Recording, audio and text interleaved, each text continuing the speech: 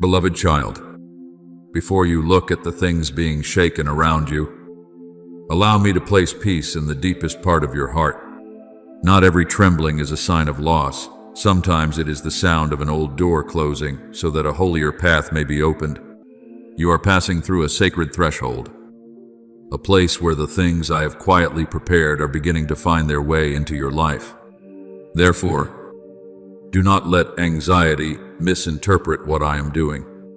When you feel the pressure increasing, when doubtful thoughts begin to whisper that you are not worthy, not strong enough, or that you have taken the wrong path, remember my word, do not fear. For I am with you, do not be dismayed, for I am your God.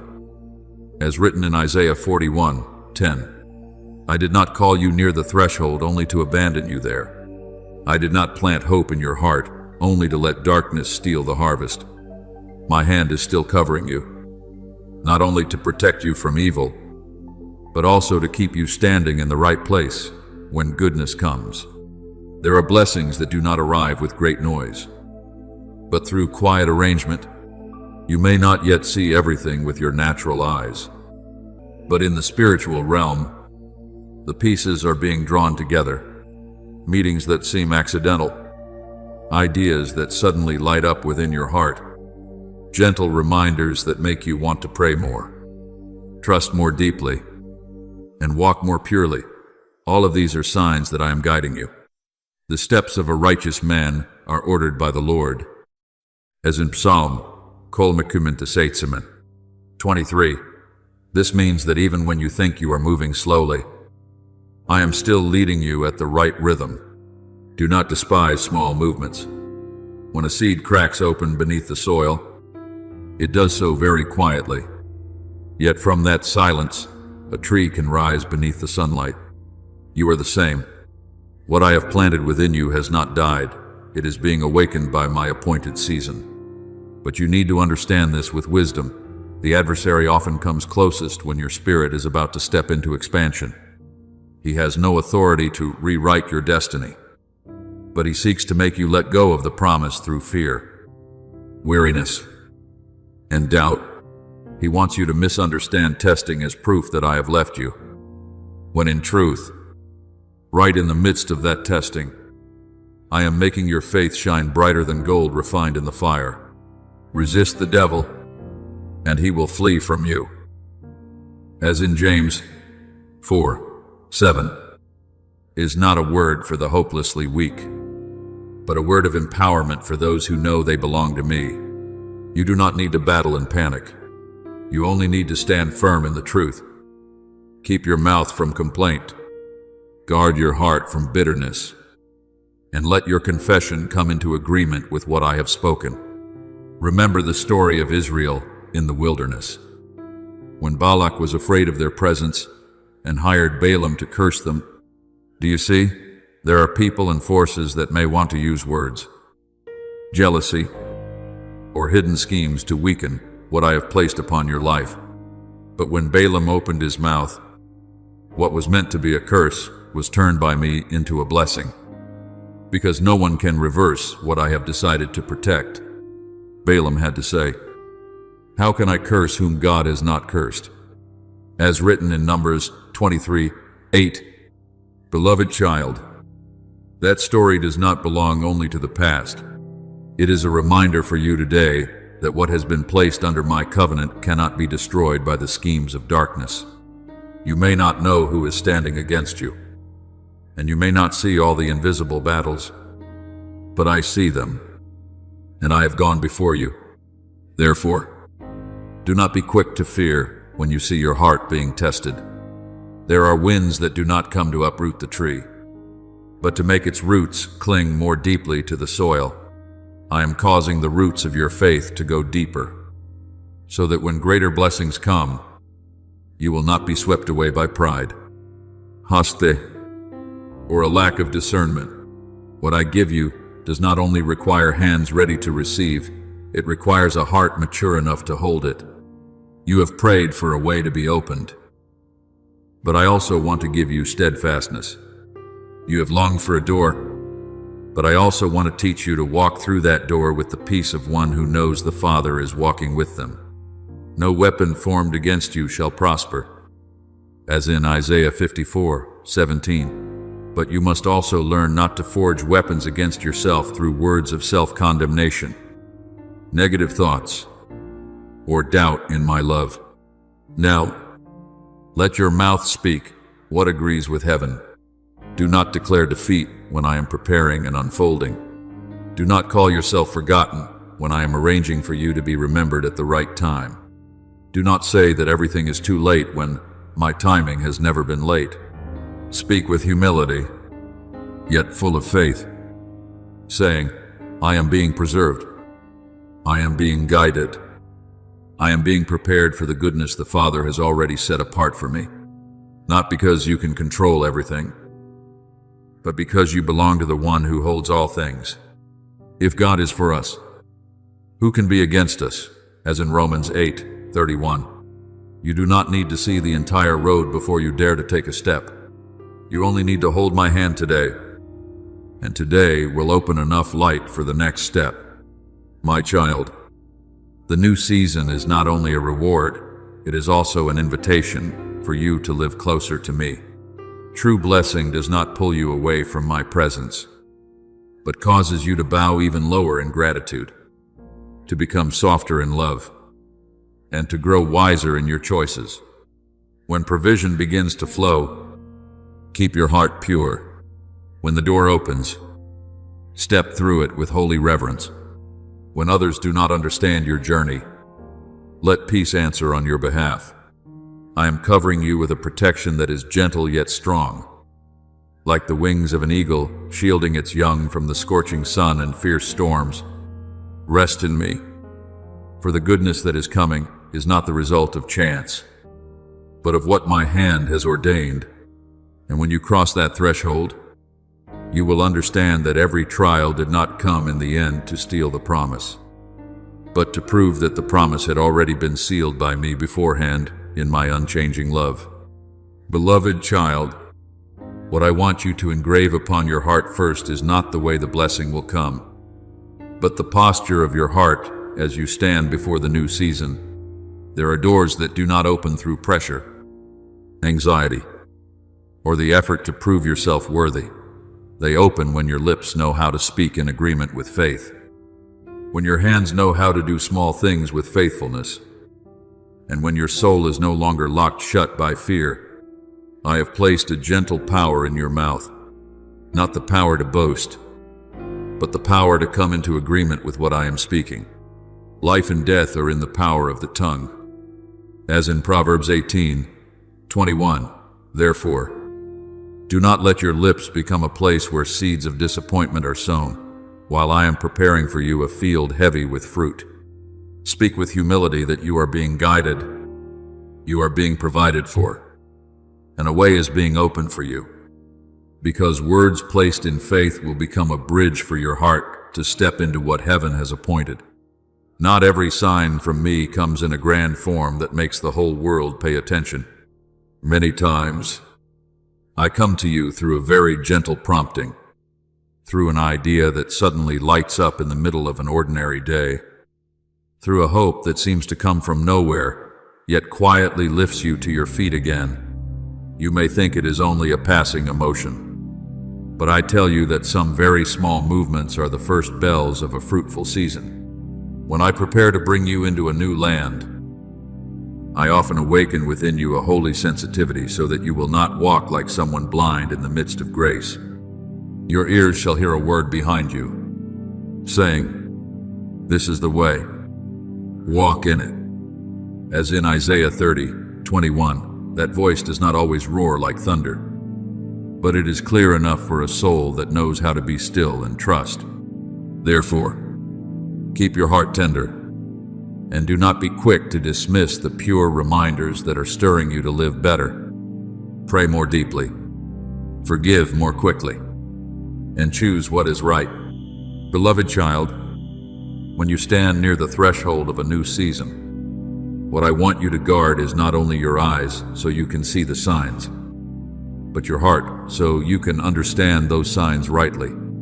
There are trials that appear not to announce that you have been abandoned, but to show you that you have been refined to the point where you can go farther. The adversary often tries to confuse you just before dawn breaks, because he knows that a soul that has learned to stay awake will no longer be easily pulled back into the old night. Therefore, when voices of doubt arise, do not be quick to accept them as truth. Let my word become louder than every noise. God is our refuge and strength, an ever-present help in trouble. As in Psalm 46:1, if I was with you in trouble, then I am even nearer to you as your new day begins to open. You do not need to tremble before pressure. You only need to recognize that such pressure stands outside the boundary of the covenant. While you are hidden in the palm of my hand, there are things I first do in the secret place before they appear in your life. A seed does not ask the soil for permission to sprout. It simply splits open quietly when the right season comes. In the same way, there are movements within you of faith suddenly shining again, a gentle gratitude rising up, an urging to live more uprightly, a sense of peace that does not depend on circumstances. All of these are traces of what I am doing. Do not despise the things that do not yet have a clear form, for the vision is yet for an appointed time, though it delays. Wait for it, because it will surely come. As in Habakkuk 2:3. That word does not teach you to wait in helplessness, but to wait in watchfulness. The watchful do not sit in fear, they cleanse their hearts, adjust their words, correct their direction, and let peace stand guard at the door of their minds. I want you to learn to distinguish between the alarm of fear and the bell of heaven.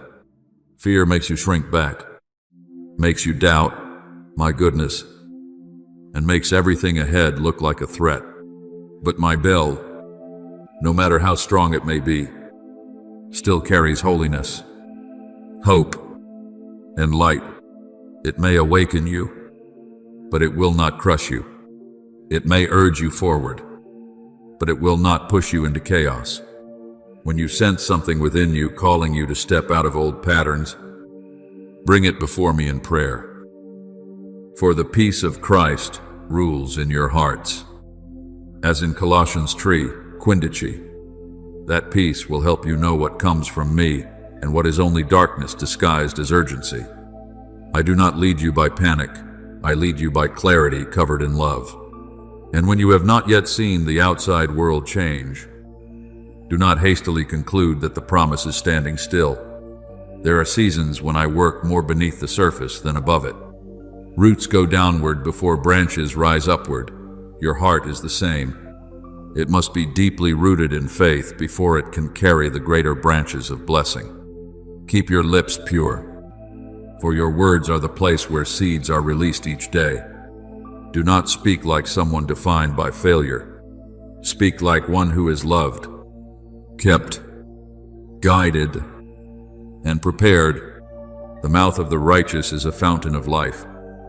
As in Proverbs 10:11, therefore, let your mouth become a stream, not a dry well of complaint. Every word of thanksgiving you speak before seeing the result is a beautiful act of faith before me. Every time you choose trust instead of worry, you are placing your feet closer to what I have promised. Beloved child, I also want you to remember the story of Elisha's servant at Dothan. When the enemy army surrounded the city, the servant's eyes saw only danger, only chariots and troops standing against him, and his heart trembled. But Elisha did not panic. He prayed, "O Lord, open his eyes so that he may see." As written in Swy King Zex Zipson, and when the servant's eyes were opened, he saw that the mountain was full of horses and chariots of fire all around Elisha. Do you see? The outward circumstance did not immediately change in that moment, but the inward vision was renewed. What once frightened him suddenly became small before my protection. This is what I am doing with you. I am not only changing the situation, I am also opening your spiritual eyes so you may recognize that you are not surrounded by failure. You are being covered by my presence. Therefore, do not let the tempter take the right to interpret the signals I send to you. He will try to make you think that delay means rejection, that testing is a sign you are unworthy. That silence is proof. I have gone far away, but I tell you, there are silences that are the cradle of miracles, waiting seasons that are the room where faith grows, and battles that exist only to reveal that the grace within you is stronger than the fear before you. In all these things, we are more than conquerors through him who loved us. As in Romans 8:13, you do not overcome because there is no opposition. You overcome because opposition cannot separate you from my love. What I have blessed, darkness cannot curse. What I have opened, no one has the right to close before my appointed time. Now, step into the new day with gratitude, like a cloak covering your soul. Prepare like a farmer who looks at the clouds and knows the rainy season is coming. He does not only rejoice, he also repairs the furrows, clears away the stones, prepares the seed, and guards his field. You also must reorder your mind. Release words of self-condemnation. Leave the atmosphere that dries you out, and choose to draw near to the things that nourish faith and purity. I do not want you to enter a season of abundance with a heart full of confusion. I want you to receive with the gentleness of one who has learned to trust. Do not fear, little flock, for it is your Father's good pleasure to give you the kingdom. As in Luke 6:36, you do not have to strive for what I give. You only need to open your heart. Hold fast to faith. Speak words of life, and follow me with gentle obedience. Then you will realize that the signals of today are not scattered at all. The gentle breeze, the deep bell, the prompting within your hearts, the unexpected peace in the middle of circumstances that have not yet changed, the gratitude rising before there is clear evidence. All of these are the first rays of light before dawn. I am teaching you not only to wait for the blessing, but also to become someone who can recognize, preserve, and distribute that blessing with a mature heart. Smile at the things that once made you afraid, because you now know your Father is near. Stand firm before testing, because you now understand that the trial is only a step, not a wall. Give thanks before your hands touch the result, because the most beautiful faith is the faith that knows how to bow and worship when the new dawn has only just begun to break. I am going before you, beloved child, and the radiance that is coming is not a coincidence of fate, but my faithfulness blooming in its proper season upon your life. Beloved child, when contrary winds begin to rise around you, do not quickly conclude that you are being pushed backward. There are winds I allow to pass through your life, not to break your wings, but to teach you that you have been given strength to fly higher. What confuses you is not always a sign of failure. Many times, it is the sound of a great threshold beginning to move. The tempter often does not come when everything is still far away, but when the promise has come close enough for your spirit to begin sensing it. He wants you to misunderstand pressure. He wants you to think opposition is proof that I have left you. But I tell you, do not fear, for I have redeemed you.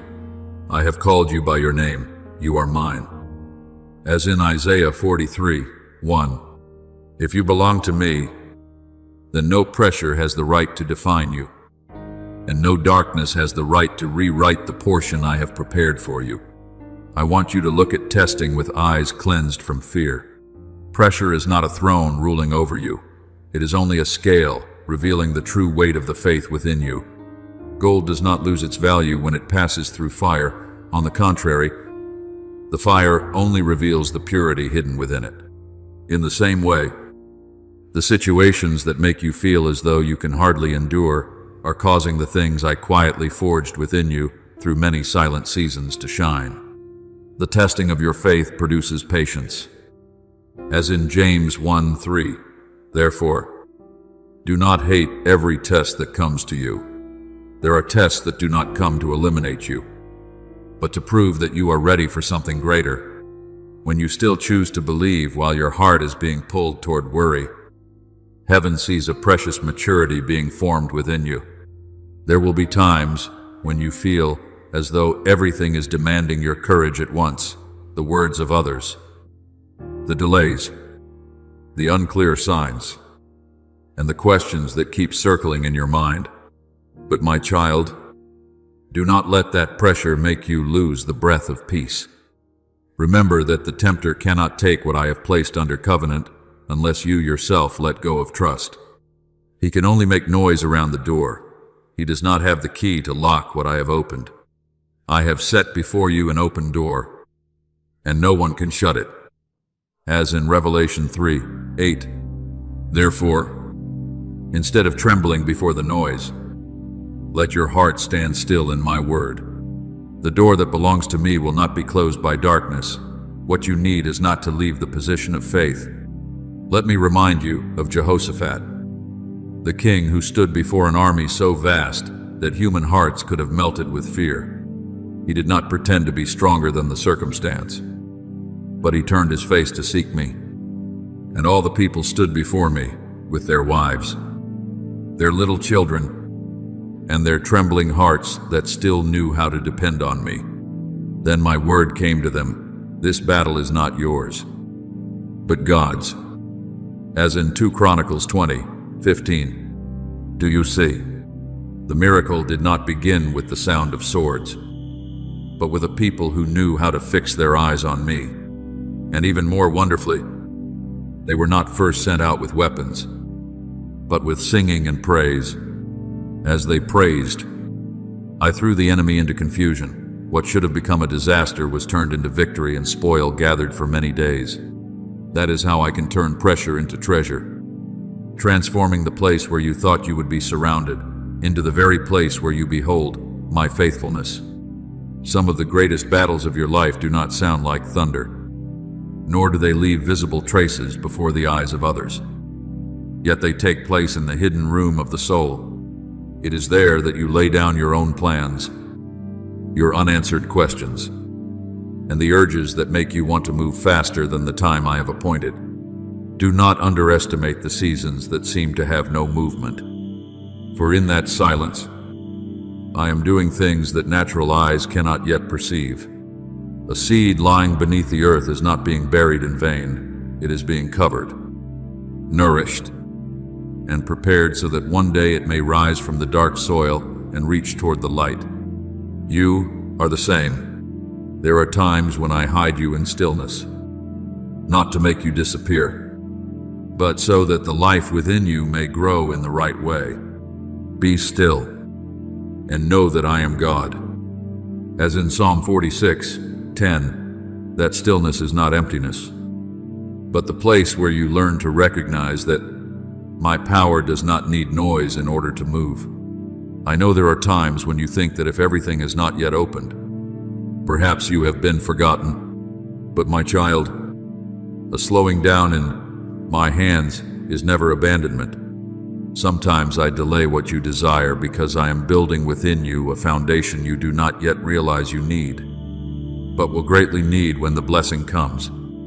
If a door opens too soon, it may cause you to enter with haste instead of wisdom. If a gift is given before your heart is steady enough, it may become a burden instead of a joy. Therefore, I train you through time, through waiting, through the days when you must believe without yet seeing. Those who wait upon the Lord shall renew their strength. They shall mount up with wings like eagles. As in Isaiah 40:31. That renewed strength does not always come before you wait.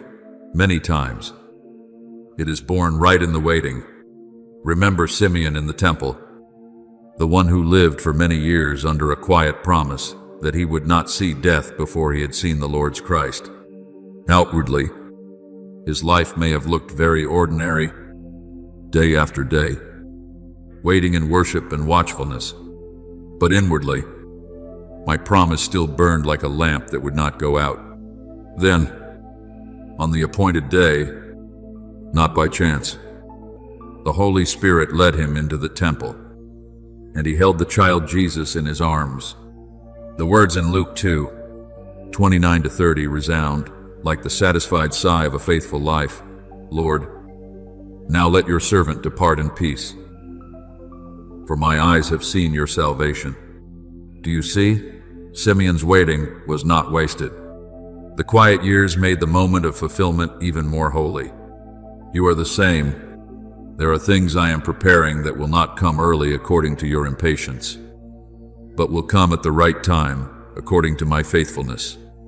In the quiet place you are walking through, I am not only preparing the circumstances, I am refining your ability to hear. Not every voice that urges you forward comes from me. There are invitations that shine on the outside but lead you away from peace. There are doors that look wide open but do not carry the fragrance of grace. There are opportunities that make you feel more important, yet pull you away from obedience. I want you to learn to distinguish my voice from the voice of haste. My voice may correct you, but it will not shatter you in shame. My voice may call you to move forward, but it will not push you into chaos. My sheep hear my voice, and I know them, and they follow me. As in John 10:27, the closer you remain to me, the more clearly you will recognize what is true guidance and what is merely noise disguised as opportunity. There are also things I am gently separating from you in this season, not because I want to take away your joy, but because there are burdens that cannot go with you into the new land. A vessel must be cleansed before it can be filled. A field must be cleared of stones before the season of sowing. One who is sent must learn to release the things that make their steps heavy. Therefore, if there is any relationship, habit, thought, or fear that is gradually losing its control over you, do not grieve over what I am freeing you from. Let us lay aside every weight and the sin that so easily entangles us, and let us run with endurance the race set before us. As in Hebrews 12:1, you cannot run lightly while still holding tightly to things whose season has ended. I do not prune you to make you empty. I prune you so that you may bear more fruit. My child, when the appointed time opens, you will look back and understand that not one day of waiting was wasted. Not one tear was forgotten by me, and not one time you chose to trust in silence was meaningless. The foundation stones of today may lie hidden beneath the ground, but tomorrow they will keep the house of your blessing from being shaken. A vessel being fired in the furnace does not fully understand the reason for the heat, but when it becomes strong enough to hold precious oil, it will know that the fire was not its enemy, but part of its completion. You are the same. I am making you steadier, deeper, and brighter, so that what I give will not merely come to you and stop there, but will flow through you like a healing stream to others. Rest in my preparation. Keep walking in faithful stillness, and believe that when the door opens, you will not enter as someone who happened to be fortunate, but as one whom I have taught, preserved, and made ready for a long time in my unchanging love. Beloved child, in the days when everything seems to stand still, I am not silent in the way you think. I am bringing you back to holy memories, to the moments when you once thought you would not make it through. Yet my hand opened a way where you could only see a wall of stone. I want you to remember, not so you can live in the past, but so you can gather evidence for today's faith. There were times when you cried in the secret place, and yet the next morning you still had strength to stand. There were seasons when you thought hope had gone out, but a small ray of light was still kept by me within your heart. There were doors that closed and wounded you, but later you understood that they were fences of protection. The steadfast love of the Lord never ceases. His mercies never come to an end. They are new every morning. As in Lamentation 2, 22 à 23.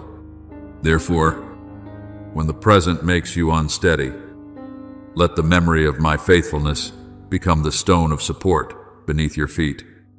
It is in that quiet place that I am forming in you a kind of peace that does not depend on applause. Good news, invest, or clear outward signs. That peace is born when you learn to sit still before me without forcing every answer to appear immediately. It grows when you no longer see waiting as punishment, but as a room of preparation. Understand this. I do not only want to bless you, I want to make you steady enough to hold the blessing without losing your tenderness. Discerning enough to distinguish what comes from me from what is only attractive for a moment, and spacious enough in heart that when you are filled, you also know how to pour out for others. I will remember the works of the Lord. Surely I will remember your wonders of old. As in Psalm 77:11. When you remember rightly, you will believe rightly. And when you believe rightly, your heart will become a spacious place for me to move. Then, from that quiet place, I begin to teach you about a key that many people hold in their hands without recognizing its value, the words upon your lips. Words are not merely breath passing through the throat, nor are they only sounds for others to hear. Words are the agreement of your soul with a certain reality. When you keep repeating fear, you allow fear to pitch its tent in your mind. When you keep calling yourself a failure, you unknowingly sow seeds that dry up the field within you. But when you speak according to my truth, even before circumstances have had time to change, you are drawing your heart back beneath the light. By your words, you will be justified, and by your words, you will be condemned. As in Matthew 12:37, not because I want you to live under the pressure of fearing every wrong word, but because I want you to understand that the mouth is the doorway through which faith goes out, and it can also become the doorway through which confusion enters if you do not guard it. Look back to the beginning, when darkness covered the deep and everything had not yet taken clear form. I did not create through complaint, nor did I call forth light through doubt. I spoke, and what I spoke opened the way for what I desired to reveal. When I said, "Let there be light," light appeared, not because darkness agreed, but because my word carried authority over darkness. You were created in my image, so your words are not meaningless. Of course, you are not the creator, but you are invited to walk in communion with me, so that your lips will not resist what I am building. When you speak thanksgiving in the midst of lack, you are not denying your need. You are declaring that your source is greater than your circumstance. When you speak trust in the midst of uncertainty, you are not pretending everything is easy. You are placing your soul under my rule. That is why the tempter often targets your words. He wants you to be silent when you need to confess what is good, and he wants you to speak when your heart is full of bitterness. He knows that a weary heart can unknowingly sow sentences against its own harvest. Therefore, guard your mouth, not with rigidity, but with gentle watchfulness. Before you speak, ask your heart, is this word opening the door to peace or opening the door to fear? Is this word cooperating with the promise or cooperating with darkness? The tongue is a small member, yet it boasts of great things. As in James 3:5, a small rudder can turn the direction of a ship, and a small word can also turn the direction of your mind. Do not use your lips to rebuild prisons that I have already broken. Use your lips to open windows for the light to come in. I want you to remember the story of Ezekiel in the valley of dry bones. Before his eyes was not a garden full of promise, but a scene of exhaustion, separation, and barrenness, something that seemed to have no possibility of living again. Yet I did not tell him to weep over the dry bones, nor did I tell him to call them hopeless. I commanded him to prophesy over those bones. When the word was spoken according to my command, bone came together with bone. Sinews and flesh covered them. Then breath entered, and a living army stood up, as it is written in Ezekiel 37. Do you see? A word placed under obedience can call life into a place that seems to hold only ruins. This does not teach you to speak carelessly according to your own will, but to place your words within the flow of my word. When you look at a dry situation, do not be quick to call it the end. Ask me what I want you to speak over that place. Then speak with faith, with humility, and with obedience. From today on, let your words and your actions move together like two streams, meeting again in one river. Do not merely confess with your mouth while living in contradiction to what you say, and do not merely strive with your hands while allowing your mouth to sow discouragement. When you speak what is good and do the small things that are right, you are laying each brick for the path where blessing will be revealed. One word of forgiveness can remove a chain from your soul. One word of gratitude can soften ground that has become dry and hardened. One word of encouragement can become a lamp for someone who is about to give up. One sincere prayer can turn your small room into a place where heaven touches earth. Whoever believes in his heart and does not doubt, but believes that what he says will happen, it will be done for him. As in Mark 11:23, what I seek is not a loud voice, but a heart that truly relies on me. Therefore, beloved child, when you step out of the quiet season, do not step out with a mouth still accustomed to complaining about what is past.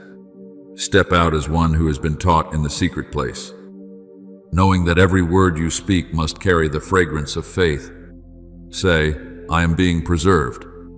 I am being guided.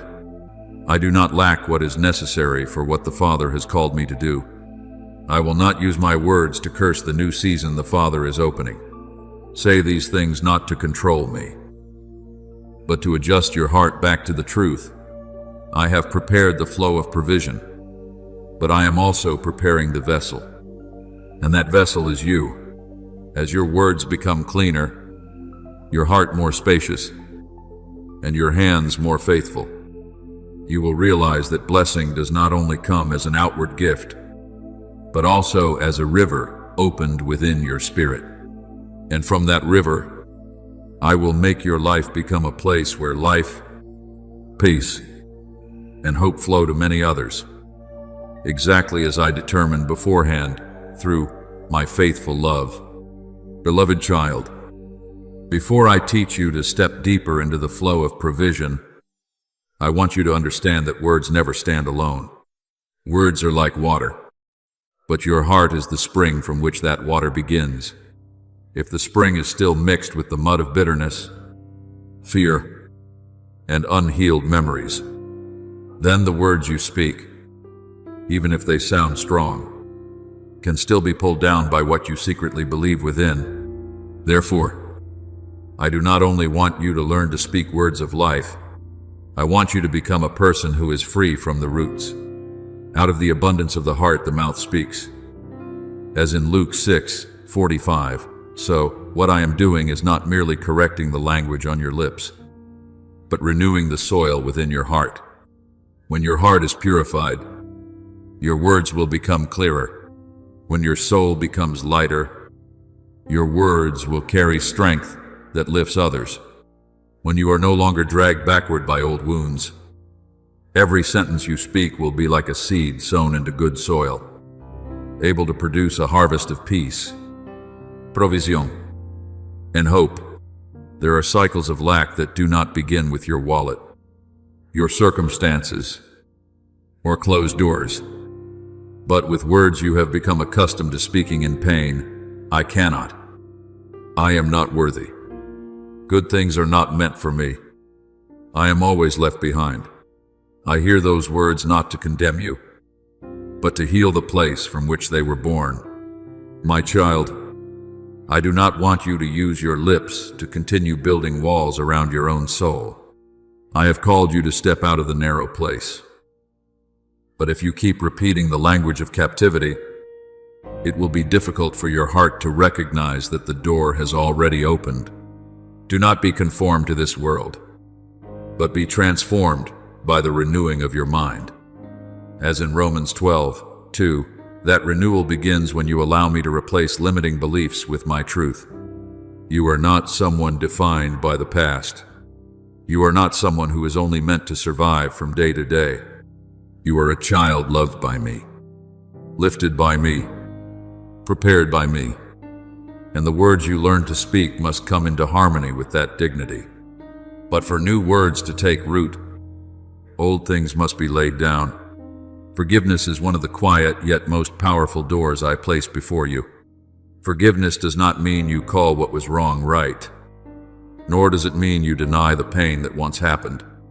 Forgiveness is when you hand the right to judge back to me, so that the one who hurt you no longer continues to rent a room in your mind. You do not forgive to make someone else's sin lighter. You forgive to make your own hands lighter. Be kind to one another, tender-hearted, forgiving one another, as God in Christ forgave you. As in Ephesians 4:32, that word is not a cold command, but a path leading you out of chains. When you release, the river of grace has room to flow through. When you stop holding tightly to the wound, I can place something new in your hands, something you could not receive while your hands were still full of bitterness. I want you to remember the story of Philemon and Onesimus. A small story, yet one carrying the power of restoration. Onesimus had once been a runaway servant, carrying failure and distance with him. But then grace touched him through the ministry of Paul. When Paul wrote to Philemon, he was not merely asking for an outward forgiveness. He was inviting Philemon to see Onesimus with new eyes, no longer as a slave, but more than a slave, as a beloved brother, as in Philemon 1:16. Do you see? Grace does not only erase a debt, grace changes the way a person is seen. Forgiveness opened a path for the relationship to no longer be defined by an old wrong, but by new restoration. I am also inviting you to do this within your own heart. Do not continue to see yourself through what has been broken. Do not see others only through what they have caused. And do not see the future through the lens of a wound. When vision is renewed, my flow of provision has room to enter the places that were once closed. My child, I know that letting go is not always easy. There are memories that have clung to you for so long that you thought they were part of your identity.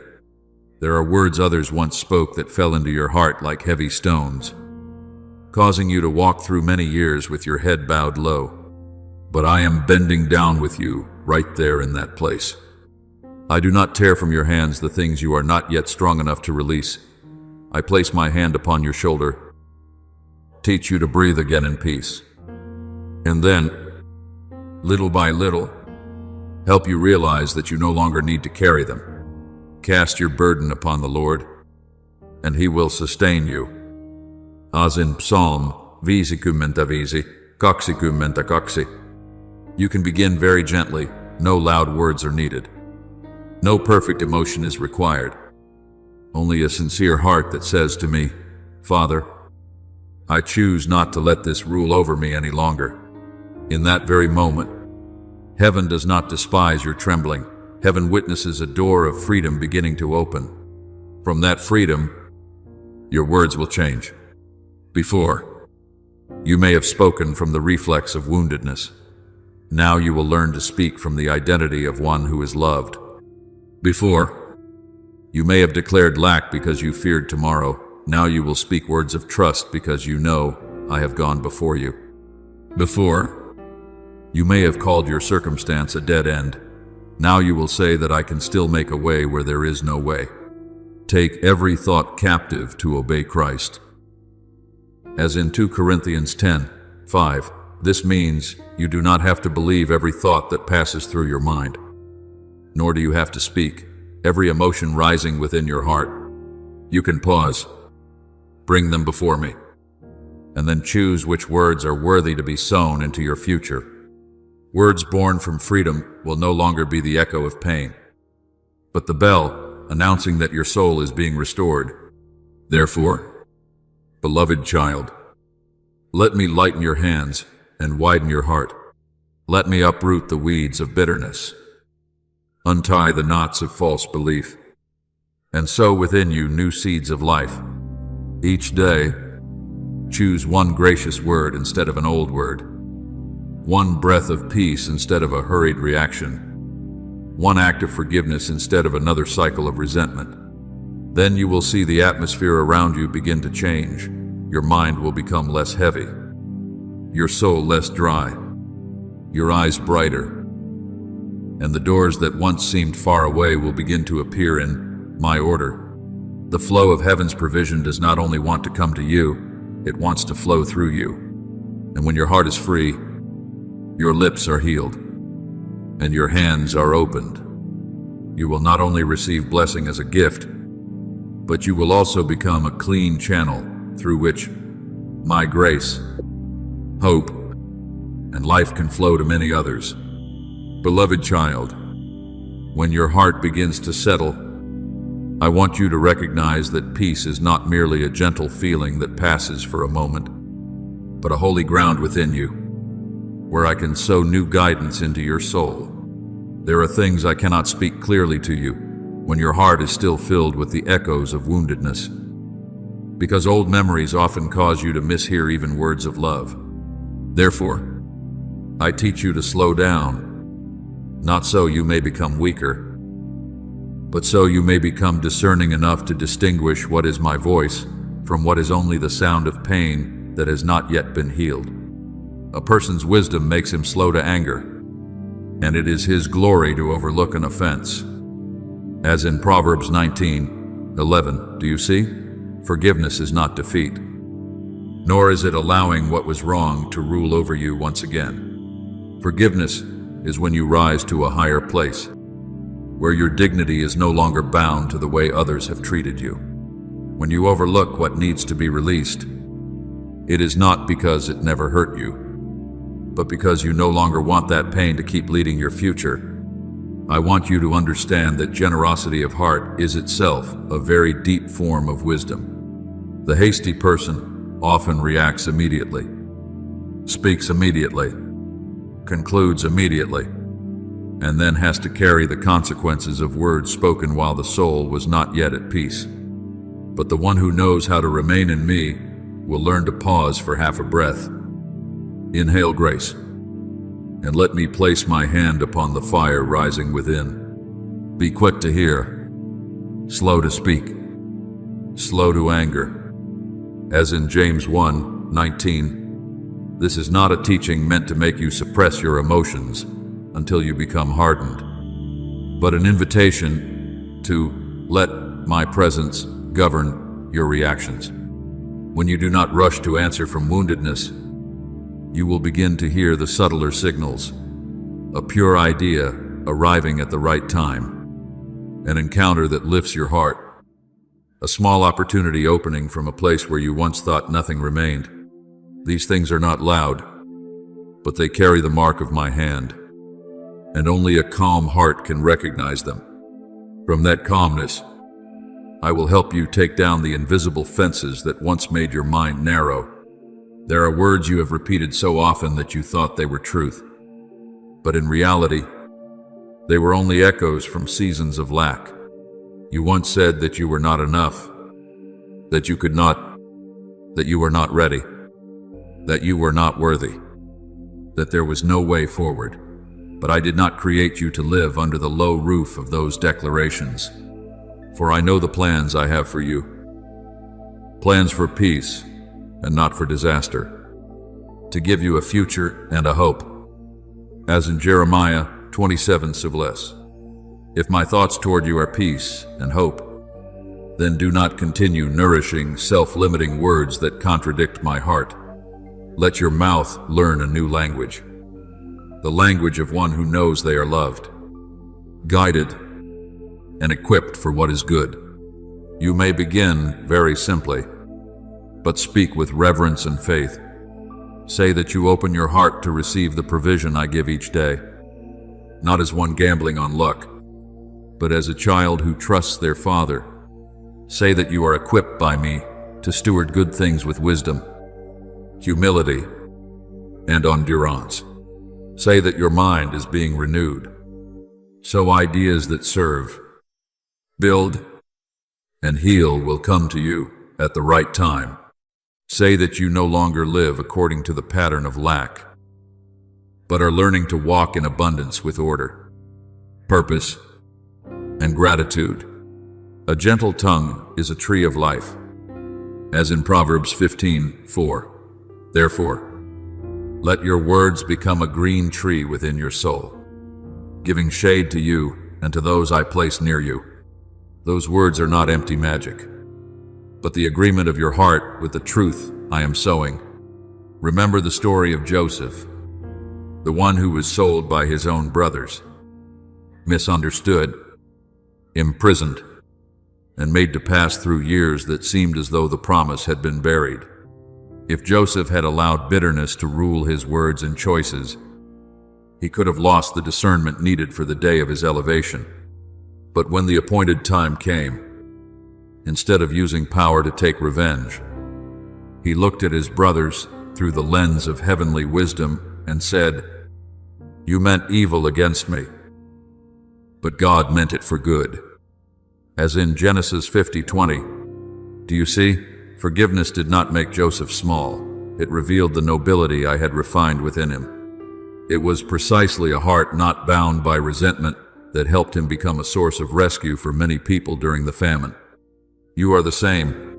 When you forgive, you do not only release the past, you open the way for the future I desire to flow through you.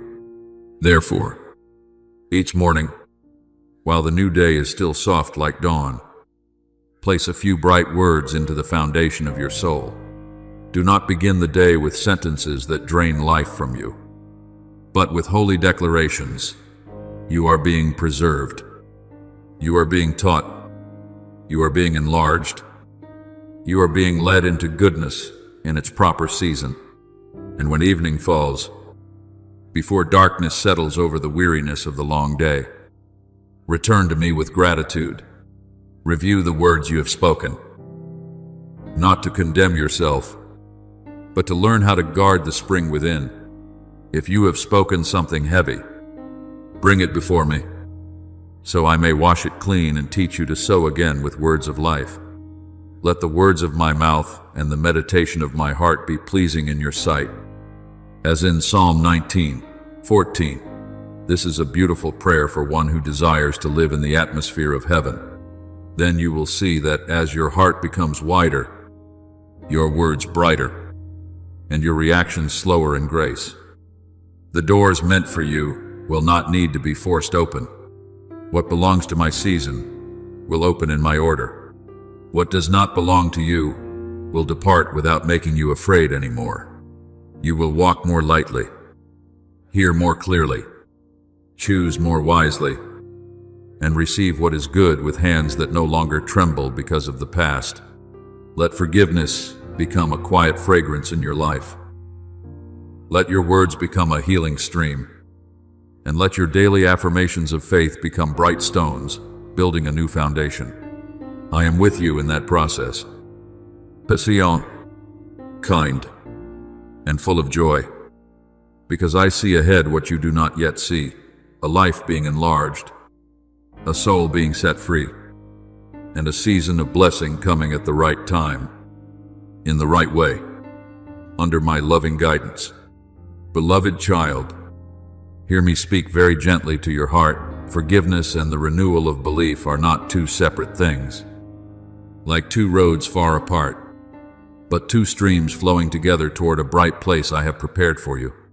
When you forgive, you remove from your heart the anchors that have held you to the old shore.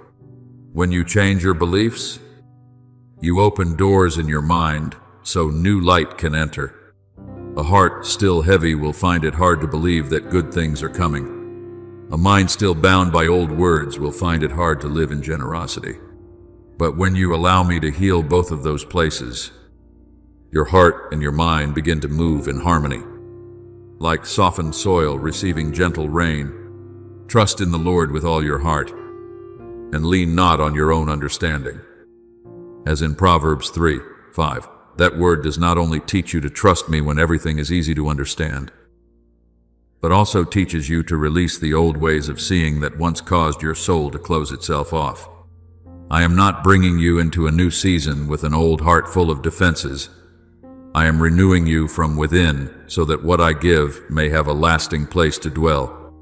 There are people who want to receive blessing but do not want to be transformed, who want the door to open while still holding on to the rusty key of the past. But you are different. I am calling you into deeper maturity. You will begin to realize that you no longer react from your wounds as you once did. Perhaps in the past, one careless word would make you shrink back. One small delay would make you think you had been forgotten.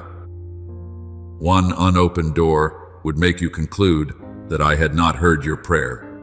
But now, as grace takes root within you, you learn to pause, breathe in peace, and ask me, Father, how do you want me to see this? That is the sign of a soul being set free. The mind set on the Spirit is life and peace. As in Romans 8:6, when your mind no longer serves fear, it becomes a garden where life can grow. And in that garden, you will learn to choose carefully what you sow. Not every thought that passes through your mind deserves to remain. Not every environment around you nourishes the calling I have placed in your heart. Not every invitation is guidance. And not every attractive thing brings peace. I want you to learn to care for your soul as a wise gardener cares for precious soil. Such a gardener does not only rejoice when good seed is sown, but also pulls up weeds before they choke the young roots. Guard your heart above all else, for from it flow the springs of life. As in Proverbs 4:23, therefore, guard your heart with gentleness, yet firmness. Choose conversations that lift you up instead of pulling you back into old places.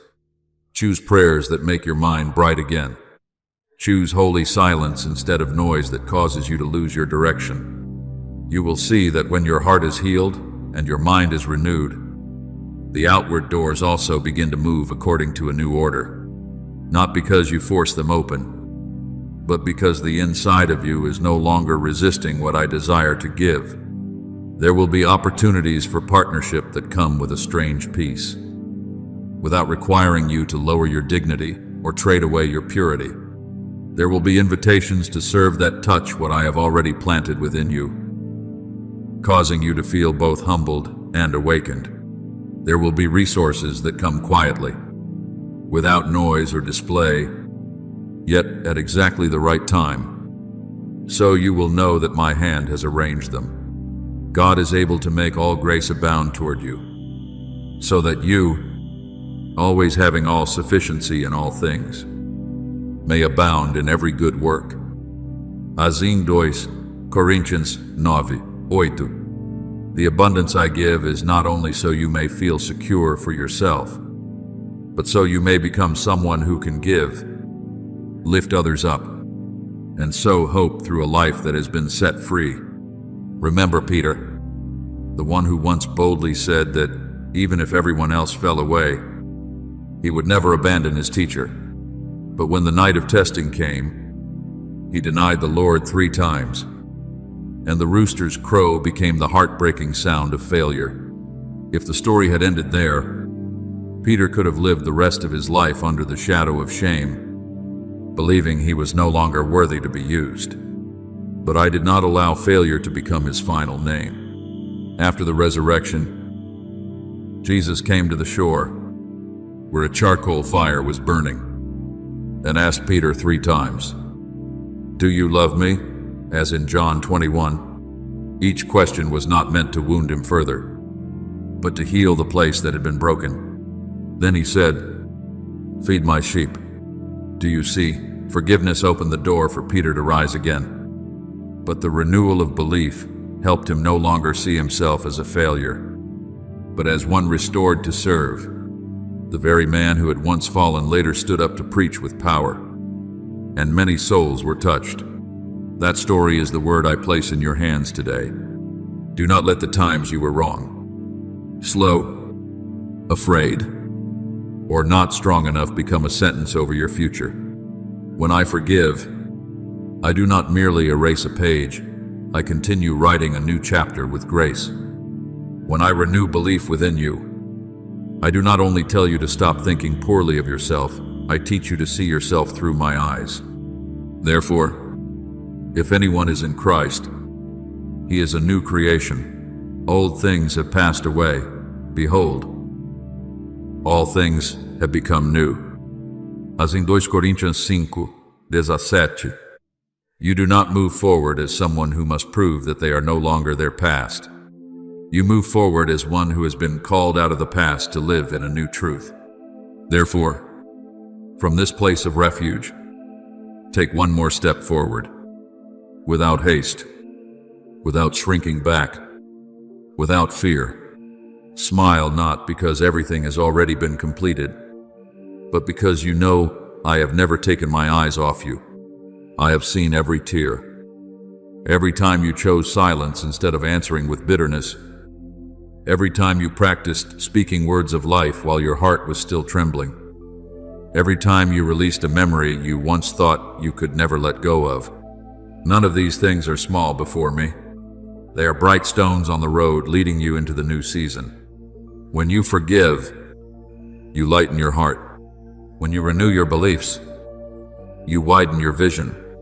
When these two things meet, you become good soil, where my word does not merely fall and disappear, but takes root, grows, blossoms, and bears lasting fruit. Keep going, beloved child, with clear vision and a peaceful heart, for I am leading you into arrangements that are not only beautiful for a moment, but enduring for the entire journey ahead. Beloved child, I see that your heart is learning a new rhythm of life, one that is gentler, deeper, and brighter. You are no longer as hurried as before, no longer allowing every outside noise to pull your mind far away from the peace I have placed within you. As you patiently train your heart, guard your words, and allow me to replace old beliefs with truth. Something within you begins to open like a garden after a gentle rain. There are things that once weighed heavily on your heart that no longer hold you with the same strength. There are reactions that once came out very quickly that are now being replaced by a pause holy enough for you to ask me before moving forward. That is a sign of maturity.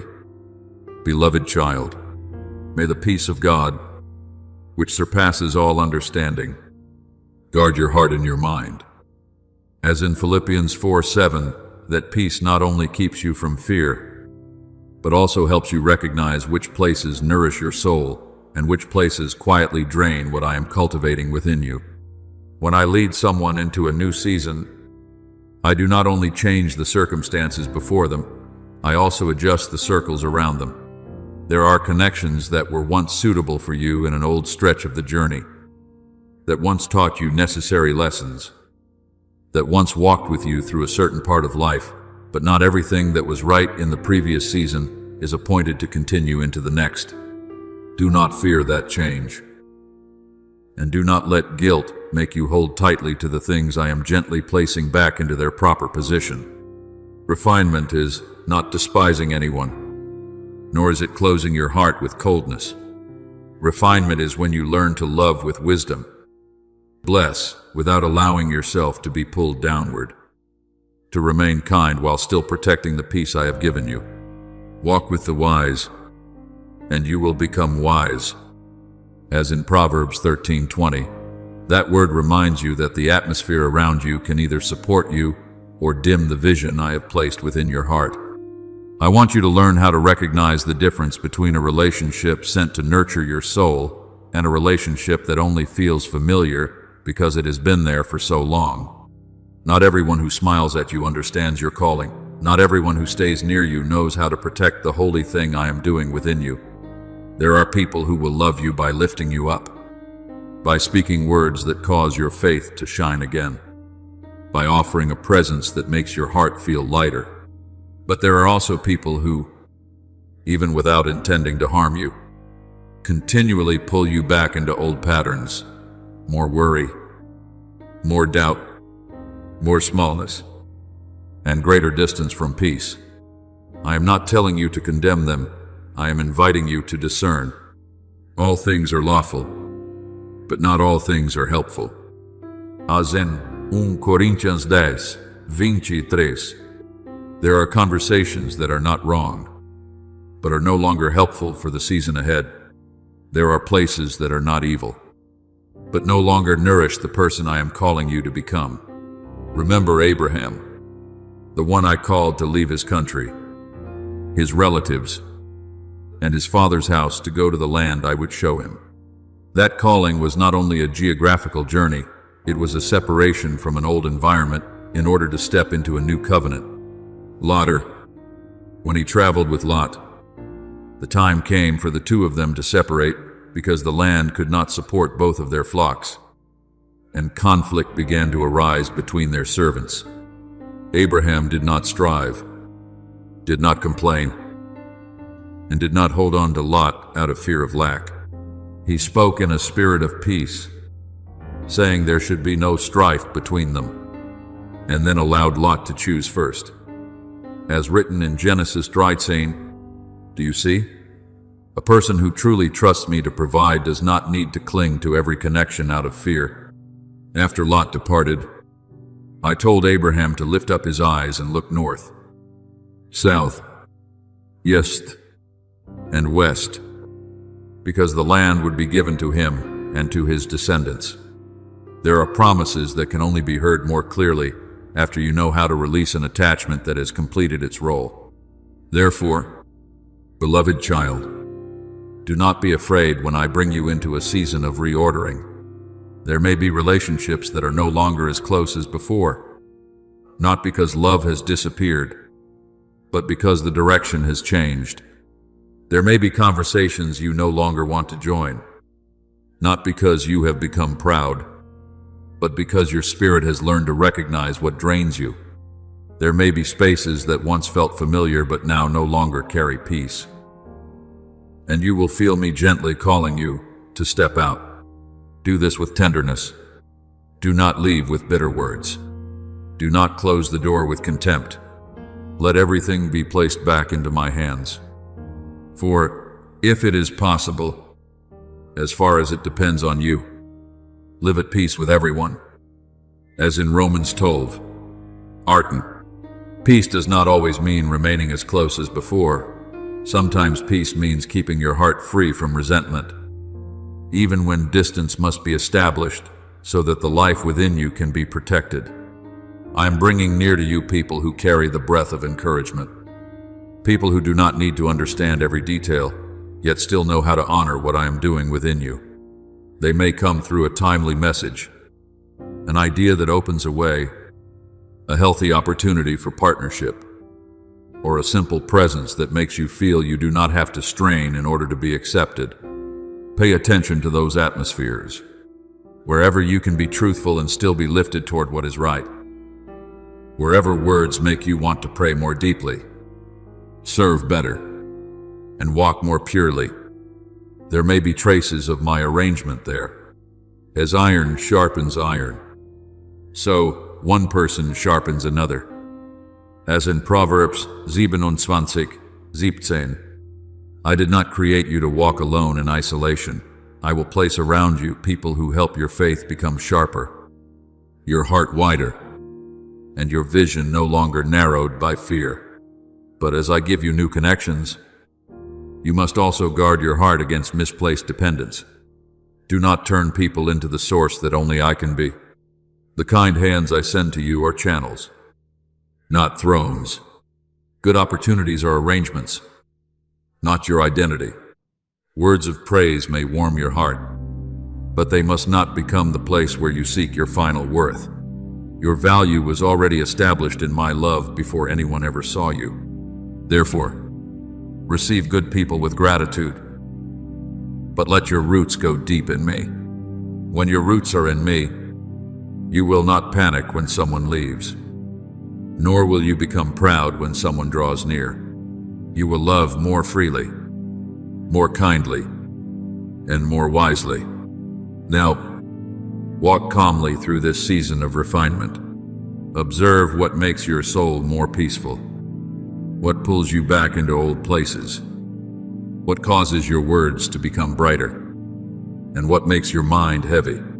Choose circles that help you remember the promise, not circles that make you doubt that you are loved.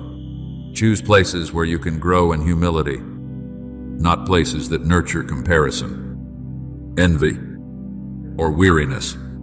I am not asking you to do everything harshly. I am simply inviting you to walk in holy wisdom. Then you will see that when your heart is light, your mind is clear, your words are gracious, and the environment around you is set back into proper order. The harvest will come gently. The branches around you will seem to bend in welcome, not because you forced anything, but because you allowed me to prepare the soil.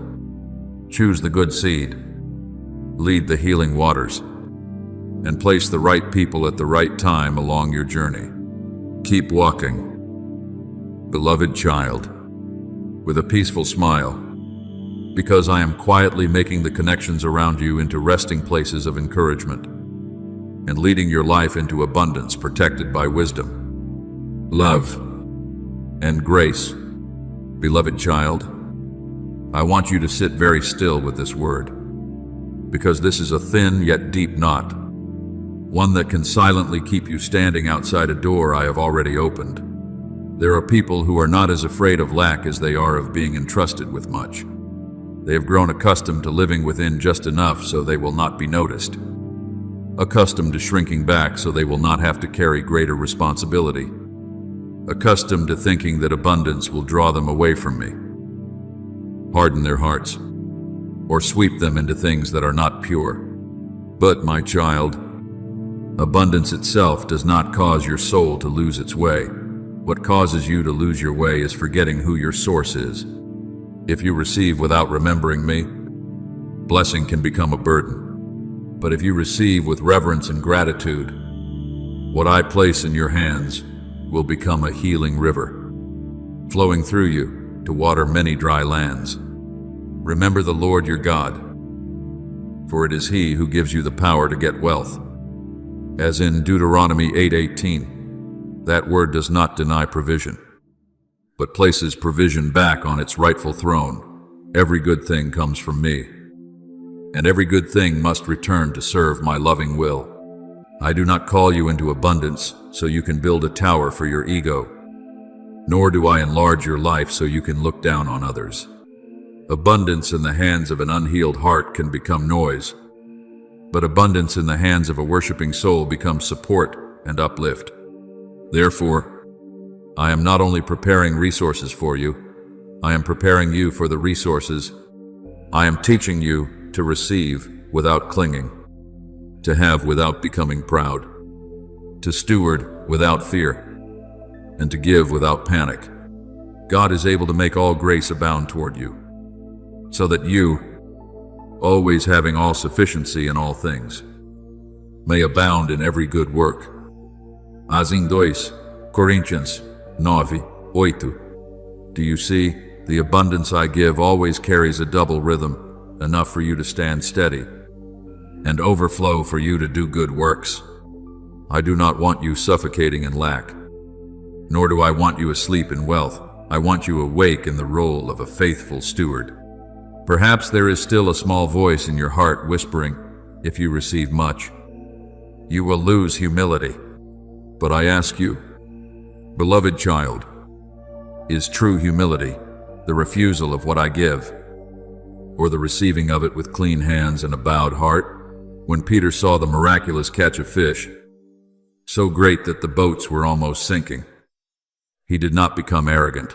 He fell down before Jesus and recognized the holiness of the one standing before him. A great blessing does not necessarily make people proud. Sometimes it makes them astonished before grace. What matters is whether you allow provision to lead you nearer to me or farther from me.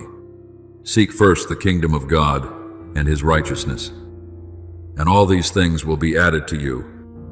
As in Matthew 6:33, when the order within your heart is right, the things that are added will not take my place, but will serve what I am building through your life. I want you to learn a new language about resources, not the language of hoarding and fear, nor the language of display and arrogance, but the language of service. Tell your heart that you receive so you can care better. You have so you can give more wisely. And you are enlarged so you can become a place where others find hope. When you see money, opportunities, skills, relationships, and influence as streams entrusted to you, you will no longer fear them. Water that is trapped for too long becomes stagnant, but water flowing in the right channel brings the land back to life. The generous soul will prosper, and whoever waters others will also be watered. As in Proverbs 11:25, this is not a temptation for you to give in order to gain a selfish reward, but a law of my kingdom. What is held in love will multiply, and what is shared in faith will not run dry in the way you fear. Remember Barnabas, the one who was called the son of encouragement. In Acts 4, when the community of believers was in need, he sold a field and brought the money and laid it at the apostles' feet. Look carefully at that story. He had possessions, but possessions did not possess him. He did not allow wealth to become a private fortress, but turned it into a bridge that strengthened the body of Christ. That is why his name is not remembered as someone who merely had much, but as someone who knew how to use what he had to encourage, build up, and open the way for others. Later, Barnabas also supported Paul when many people doubted him, and he walked with him in the work of mission. Do you see? A generous heart does not only share money, it shares faith, opportunity, support, and a place for others to grow. That is the image of abundance that has been sanctified. Therefore, do not let the tempter turn abundance into something frightening in your mind.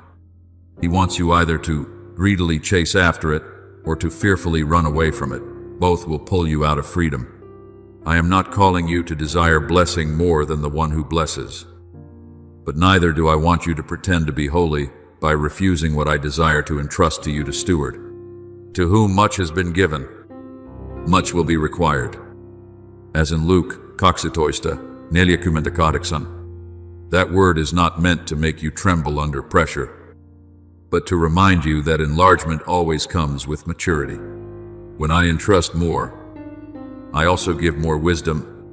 When I open more doors, I also teach you more deeply how to walk. When I increase resources, I also deepen compassion, so that what comes to you will not stop with you. Now, let your heart be freed from that hesitation.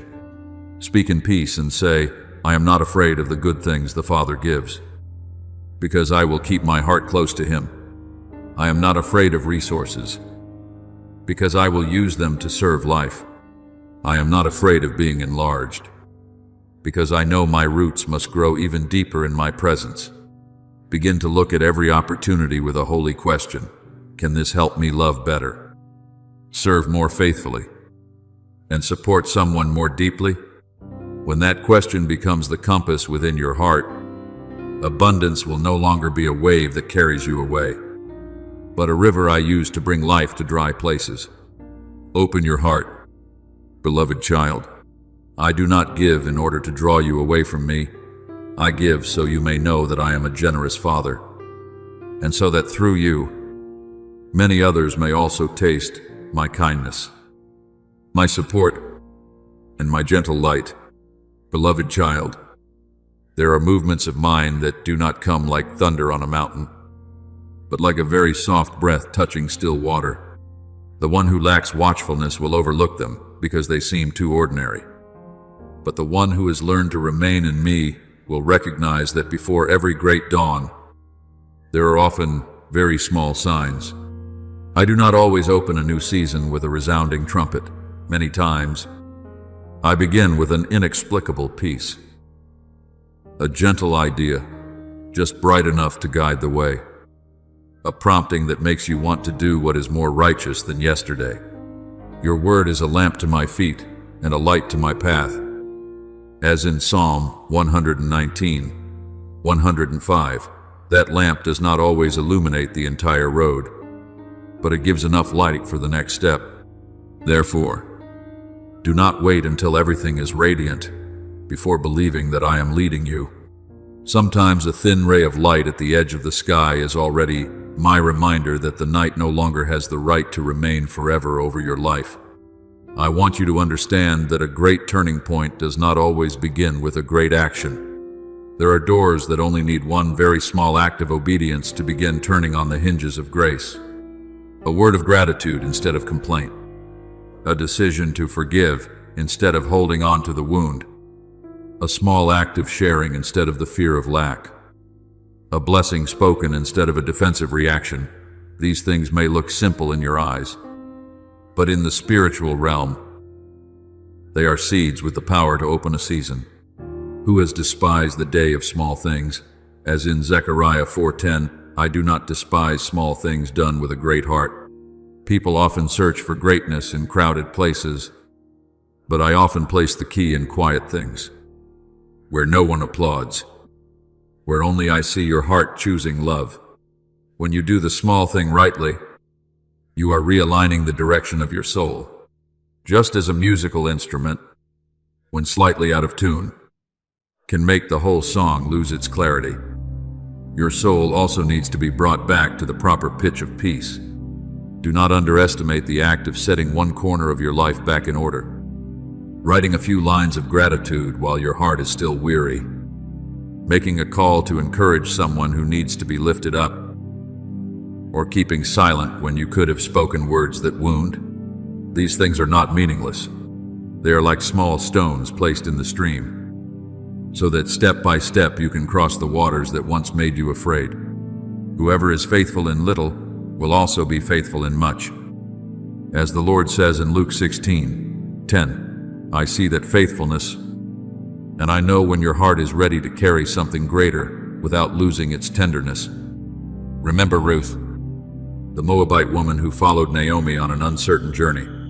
Ruth did not step into blessing with the sound of fame, but through humble choices, staying when she could have left, loving when nothing was guaranteed, gathering the fallen grain in the field to provide for her mother-in-law.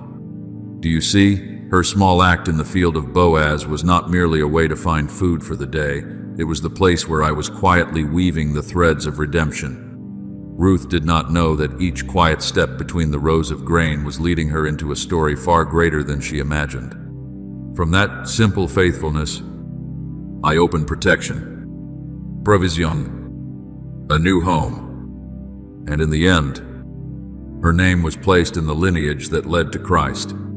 Therefore, do not say that your small act does not matter.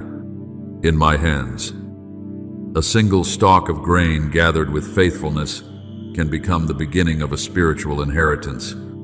Beloved child, I also want you to recognize that even a small act of sharing can carry the fragrance of heaven. When you place something good into another person's hands, even if it is only a word of encouragement, sincere, listening, or a small portion of what you have, you are declaring that you do not live under the rule of lack. Jesus said that whoever gives one of these little ones even a cup of cold water in the name of a disciple will certainly not lose their reward. As in Matthew 10:6, I do not measure love by the size of the gift, but by the purity of the heart that gives. There are cups of cool water on earth that become prayers in heaven. There are actions no one records that I keep in the book of remembrance of love. When you give with peace, you do not empty yourself. You open a flow so that life may continue to pass through you. Therefore, when you sense that the new season is drawing near, do not try to make everything loud in order to prove that you are ready. Return to the holy basics: pure speech, gratitude, kindness, open hands, peaceful breathing, and a life that knows how to listen. I do not need you to run ahead of me. I want you to walk with me. There are turns in the road that will light up when you draw near, not before. There are people who will appear at the right time, not because you tried to pull them toward you, but because I placed them on the path. There are opportunities that will find you when the inside of you has stopped resisting the very thing I desire to give. Do not grow weary while doing good, for in due season we shall reap if we do not lose heart. As in Galatians 6:9, the harvest does not forget the seed, and neither do I forget what you have sown in secret. So remain calm, beloved child. Let every small thing you do today bear the mark of faith. When you give thanks, you open the door to joy. When you bless, you cut off the stream of bitterness. When you share, you affirm that your source is me. When you choose peace, you show that your heart is no longer being dragged around by circumstances. Then you will see that, like a door needing only a small turn of the key, the things I have prepared for a long time will begin to open at the appointed moment. Not because you forced heaven, but because your heart has come into rhythm with mine. Take one more step, gently yet firmly, for I am nearer to you than you think. The branches along the road of your life are beginning to tremble beneath a new wind, and the gentle rain of grace is drawing near to refresh the places within you that were once dry. Beloved child, I want you to recognize the gentleness that is changing within you. Before, perhaps your words were heavy with worry, your thoughts tangled with fear, and the plans in your heart were like a door secured with many locks. But lately, you have begun to speak more gently, believe more deeply, and look at tomorrow with a kinder light. That is not a small change, my child. It is a sign that something within you has begun to come into harmony with what I am doing. When the soul is led by peace, words no longer rush to defend themselves. Plans are no longer born from panic, and your eyes do not need to see every detail before daring to smile. Let the peace of Christ rule in your heart, as in Colossians 3:15, when peace rules, it does not only make you less afraid, but also makes you clear enough to recognize the moment when it is time to rise. I am not calling you to leap across a deep chasm in your own strength. I am not placing a heavy command before you and then standing far away to watch. I am simply inviting you to lean your heart toward the light, like a flower turning toward the sun as a new day begins to open. There are steps I ask of you that are not loud at all, beginning something you have delayed, sharing something you have learned, writing down what I have reminded you of, naming a dream you were once afraid to admit, speaking to someone with sincerity, or placing the first brick for something I planted long ago. These actions may look small, but they carry the weight of obedience. Faith without works is dead. As in James 2:17, therefore, the faith within you is not measured only by what you feel, but also by whether you dare to do the small thing at the right time, in the right spirit, and with the right trust. There are doors that do not open before you draw near to them. There are hallways that only become shorter when your feet begin to move. There are things you once thought were too high, too far away, too difficult. Yet, in truth, they were only waiting for you to grow in the way you see. When you still stand outside the threshold with a fearful mind, the room of blessing looks like a place meant for someone else. But when I renew your heart, you will begin to understand that what I have prepared is not meant to tease your hope, but to invite you to enter in the proper season. He has made everything beautiful in its time. As in Ecclesiastes 3:11, the proper time is not always the moment when you feel most impatient, but the moment when your heart is steady enough not to lose itself in what is given. Therefore, when you feel that you are no longer pressured by the plan as before, but guided by peace, Know that I am bringing you closer to the room you once only dared to look at from a distance. I want you to learn this holy rhythm. Believe. Speak. And then act. Believe so your heart no longer resists the promise.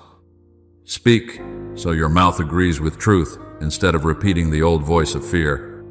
Act so that faith can take shape in daily life. If you only believe but do not speak, your heart may quietly be overwhelmed by another voice. If you only speak but do not act, your words will lack roots. If you only act but do not believe, your actions may become a burden. But when these three move together, you will see a new flow begin to open. Commit your works to the Lord, and your plans will be established. As in Proverbs 16:3, to commit does not mean to give up passively. To commit means to place what you do under my hand, so that your small work is joined to my greater purpose. Remember Nehemiah, the one who heard that the walls of Jerusalem were broken down, and his heart ached as though his own home had been wounded. He did not merely weep and then leave his pain inside a prayer. He prayed, fasted, waited for the right time. And then, when the door opened before the king, he clearly spoke what he needed to ask. After that, he returned and quietly inspected the wall at night, without display, without noise, but carefully observing every broken place. Then he rose and said to the people, "Come, let us rebuild the wall of Jerusalem." As in Nehemiah 2:17, and when he was mocked, he answered, "The God of heaven will make us prosper, and we his servants will arise and build." As in Nehemiah 2:20. Do you see, the miracle is not only found in the prayer, but also in the moment when someone who has been awakened dares to speak what is right and begins to build what has been revealed. That story is a reminder for you today. Perhaps in your life there are also walls that have fallen. Confidence, hope, disciplina, relationships, dreams, or a part of your identity that you thought had been lost. I am not telling you to rebuild everything in one day. I am only telling you to begin with the section of the wall before you. Pick up the first stone. Repair one habit. Write the first page. Send the first word. Share what you have learned with a humble heart. Step into the room through one small action, instead of standing outside and imagining that you are not worthy. The Lord will perfect that which concerns you. As in Psalm 138:8, you do not complete it alone, but neither are you called to stand forever in a waiting that is not obedience. Beloved child, when you begin to act in peace, you will see every measure become gentler. What once overwhelmed you will be divided into small steps that can be done. What once looked like a mountain will appear as a path with each bend unfolding in its time. I do not want you to become so obsessed with the outcome that you lose the joy of the process. The baker is not afraid of each handful of flour, because their hands have become familiar with patience. The sower does not dig up the soil every hour to check whether the seed is sprouted, because they understand that harvests require time.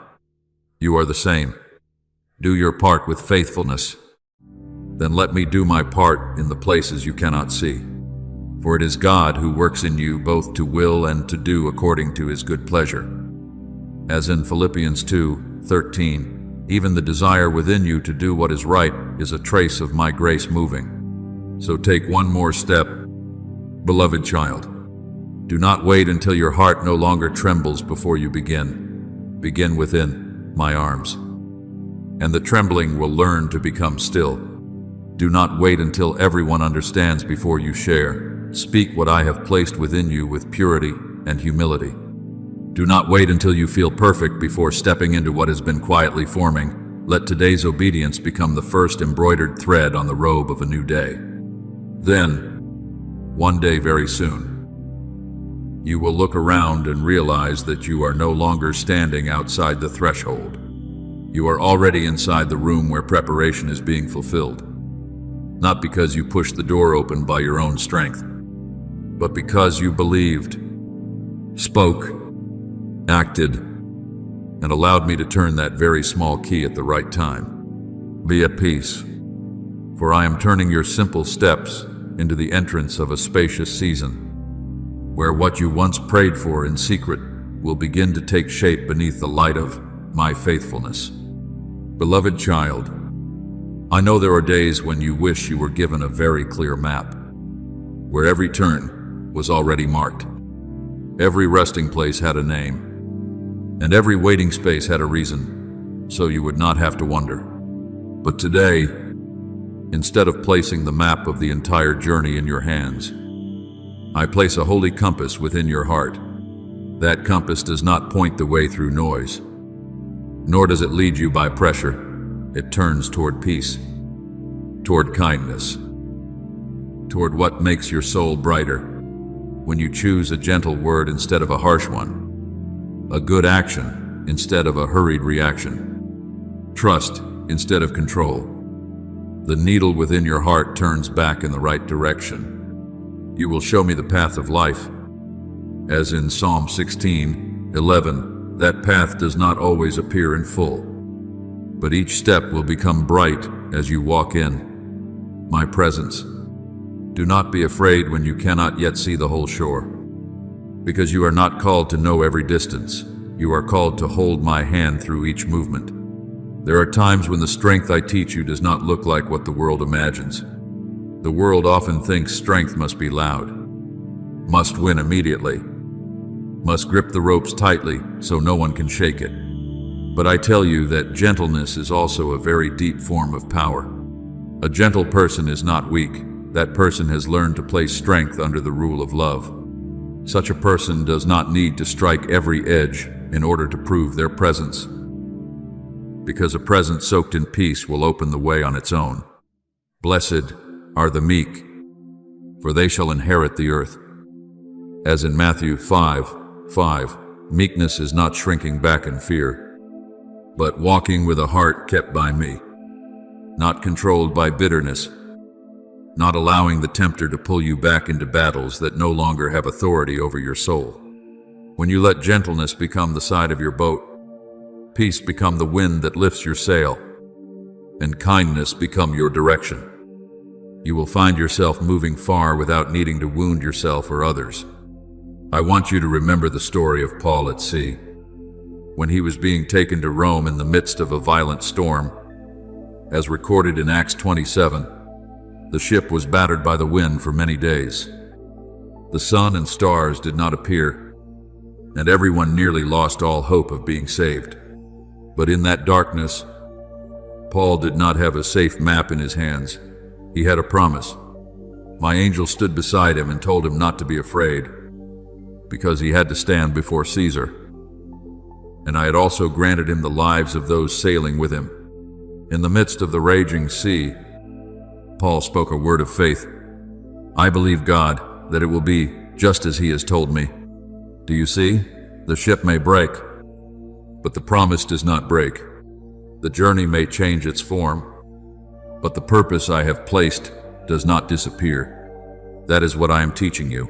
Sometimes you do not need to know every detail of the harbor. You only need to know that the one standing at the bow of the ship of your life is faithful. Therefore, when you feel that it is time to untie the final rope still binding you to the old shore, do not see it as loss. There are ropes that once helped you remain safe in one season, but if you keep holding on to them, they will prevent you from entering the waters I have prepared. That rope may be a habit of fear, a narrow way of thinking, a need for absolute assurance before obeying, or an old memory that keeps you from daring to believe that the ocean of grace is waiting for you. By faith, Abraham obeyed when he was called to go out to the place he would receive as an inheritance, not knowing where he was going. As in Hebrews 11:8, he did not have every coordinate, but he had the calling. You are the same. When I invite you to leave the old shore, I am not pushing you into emptiness. I am leading you into a spacious place your heart has been prepared to receive. And if someone reminds you of the tempter, do not look at him as a shadow that still has the authority to determine your steps. See him as an old ink stain on a page. I have continued writing with grace.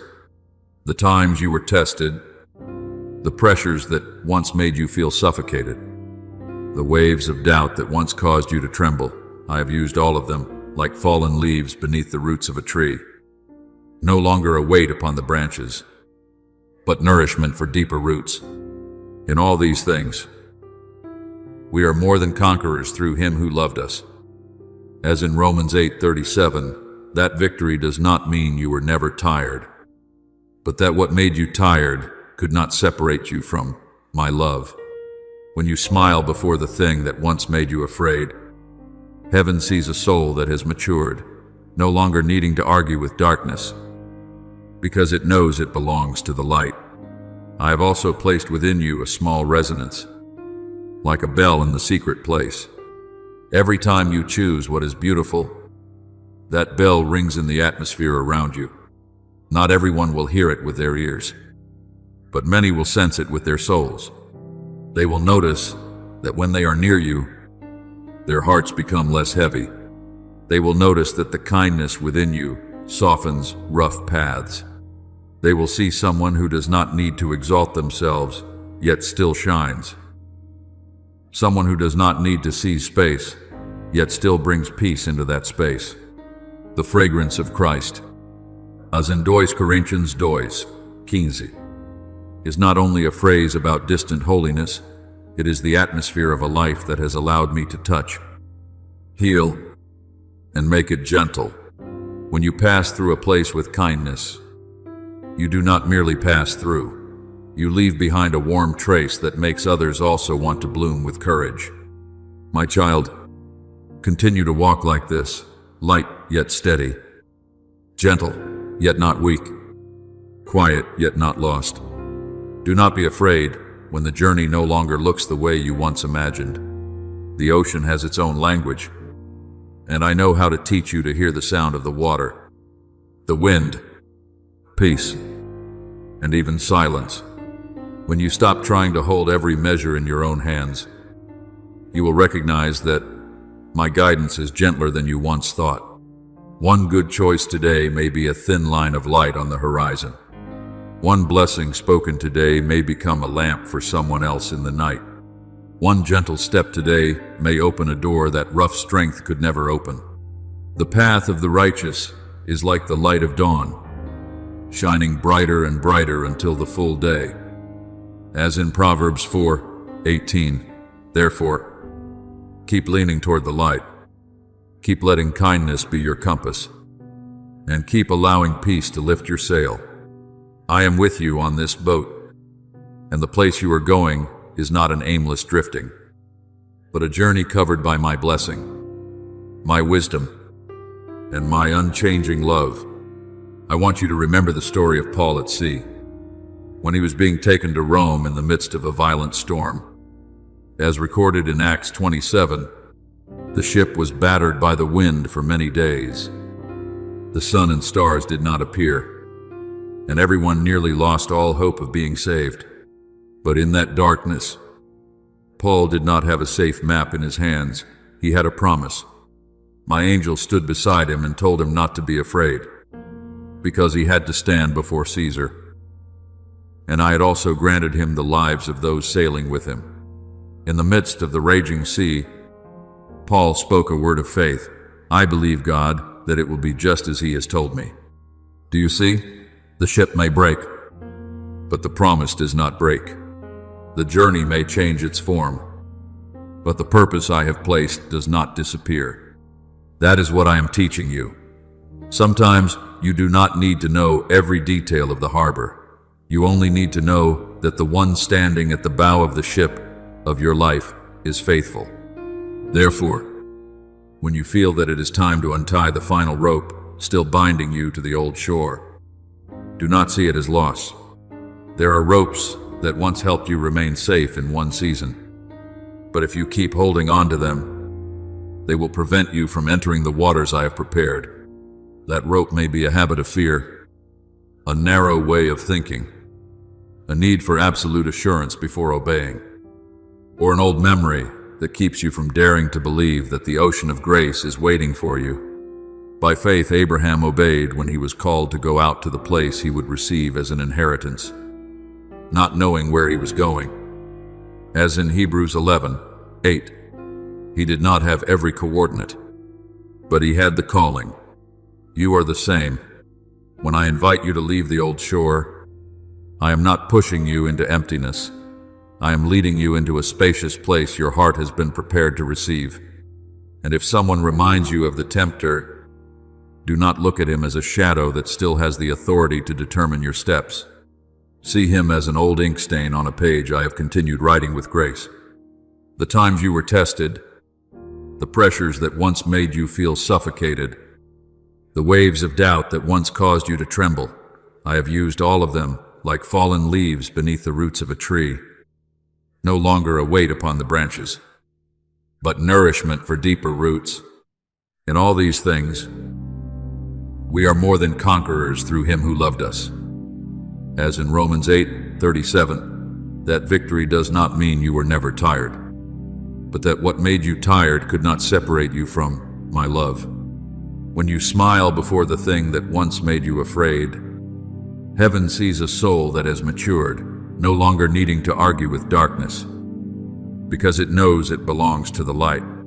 I have also placed within you a small resonance, like a bell in the secret place. Every time you choose what is beautiful, that bell rings in the atmosphere around you. Not everyone will hear it with their ears, but many will sense it with their souls. They will notice that when they are near you, their hearts become less heavy. They will notice that the kindness within you softens rough paths. They will see someone who does not need to exalt themselves yet still shines. Someone who does not need to seize space yet still brings peace into that space. The fragrance of Christ. As in 2 Coríntios 2:15, is not only a phrase about distant holiness, it is the atmosphere of a life that has allowed me to touch, heal, and make it gentle. When you pass through a place with kindness, you do not merely pass through, you leave behind a warm trace that makes others also want to bloom with courage. My child, continue to walk like this, light yet steady, gentle yet not weak, quiet yet not lost.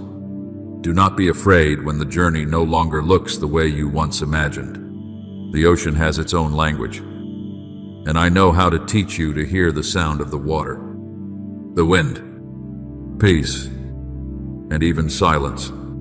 When you stop trying to hold every measure in your own hands, you will recognize that my guidance is gentler than you once thought. One good choice today may be a thin line of light on the horizon. One blessing spoken today may become a lamp for someone else in the night. One gentle step today may open a door that rough strength could never open. The path of the righteous is like the light of dawn, shining brighter and brighter until the full day.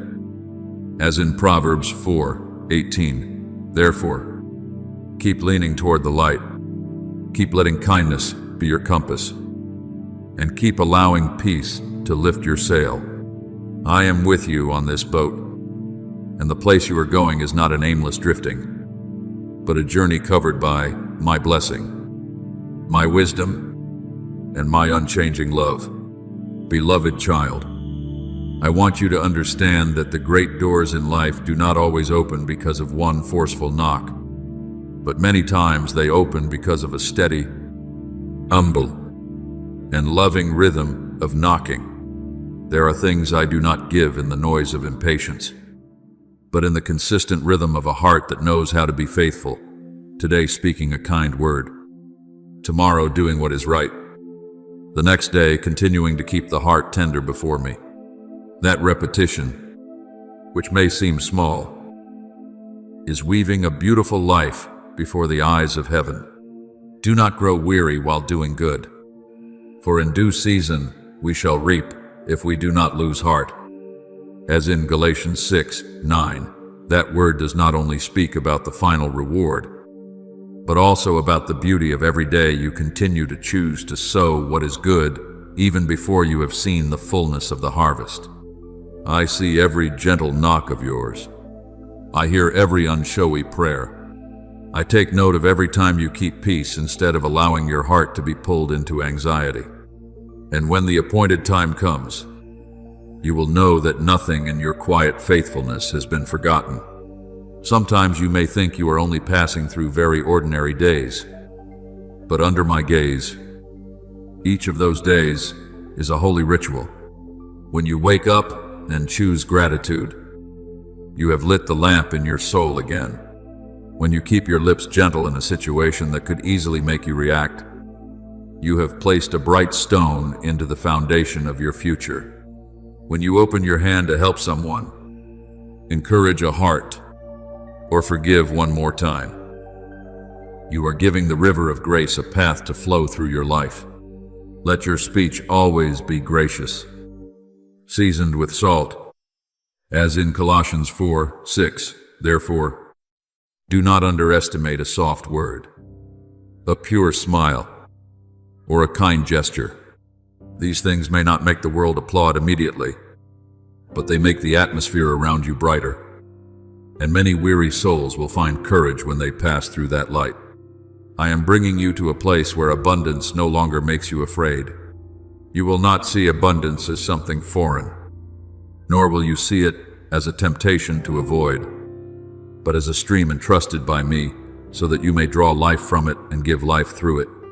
When your heart is enlarged, you will know how to receive without clinging, to give without panic, and to steward without pride. God is able to make all grace abound toward you, so that you, always having all sufficiency in all things, may abound in every good work. As in 2 Coríntios 9:8. Do you see? The abundance I give is not only to fill your room, but so that through you, other rooms may also be lit. When you have peace, you share peace. When you have wisdom, you lift others out of old paths. When you have resources, you become a compassionate hand for someone who needs a sign that they have not been forgotten. Remember the story of the widow in the time of Elisha, the woman who had only a small jar of oil left in the midst of debt and helplessness. I did not tell her to look at lack as the final sentence over her life. I told her to go and borrow empty vessels, many vessels, then close the door and pour out the oil. As recorded in 2 Kings 4, the oil kept flowing until there were no empty vessels left. Beloved child, the lesson there is not only the miracle of provision, but also the preparation of the vessels. The flow of oil did not stop because my mercy had run out. It stopped when there were no more vessels to receive it. Therefore, I am enlarging you like those vessels, enlarging your faith, enlarging your capacity, enlarging your ability to love, enlarging your readiness to serve. Do not ask for a great flow of oil while still keeping a narrow soul.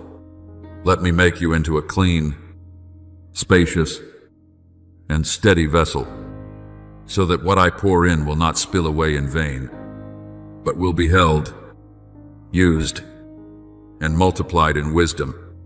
I know there are days when you see only a little light rising on the horizon, as though night and day are quietly passing the handoff between them. But precisely at that delicate boundary, I place a gentle confirmation within your heart. Keep going. Do not change direction simply because everything has not yet become radiant. Do not doubt simply because the miracle has not yet taken its final form. You have need of endurance, so that after you have done the will of God, you may receive the promise.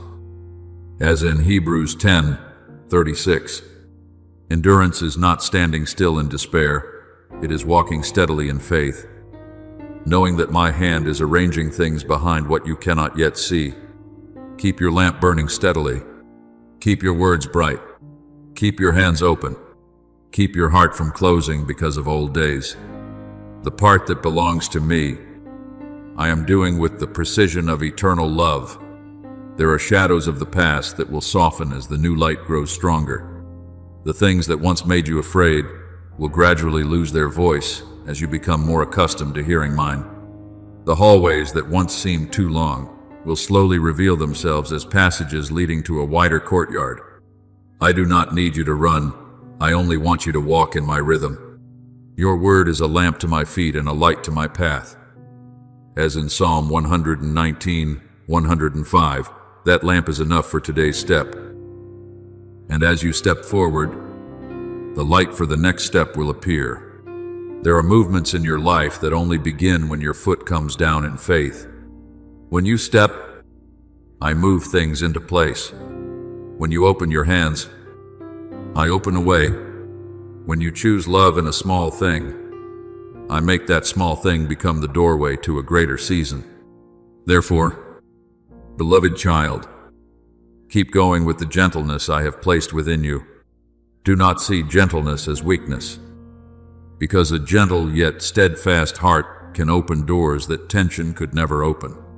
Let grace walk with you as you move forward. And when you need to pause, let grace sit beside you like warm comfort. I do not leave you while you are walking, nor do I abandon you when you rest. I am the one who began the good work in you, and he who has begun a good work will complete it until the day of Christ. As in Philippians 1:6, one day very soon, you will look around and realize that you are no longer standing outside the room you once only dared to gaze upon. You have entered through the rhythm of love, through gentle words, through open hands, through faithfulness repeated day after day. And when the new season smiles with you, you will know that it was I who stood behind every door, quietly turning the key at the right time, to bring you into abundance covered by peace, wisdom, and love that never runs dry. Beloved child, after you have learned to trust in the secret place, learn to speak words of life over the things your eyes have not yet seen. Now I invite you into a more mature rhythm, to live as one who has placed their heart inside the promise, no longer standing outside and looking in with weary expectation. Faith is not only a voice in the hour of prayer, faith is also the way you walk after the prayer is finished, the way you open the door in the morning, the way you set your small room back in order, the way you touch the work before you with the confidence that I am with you. Faith is the substance of things hoped for, the evidence of things not seen. As in Hebrews 11:1, therefore, do not wait until everything appears in full before allowing your heart to rejoice.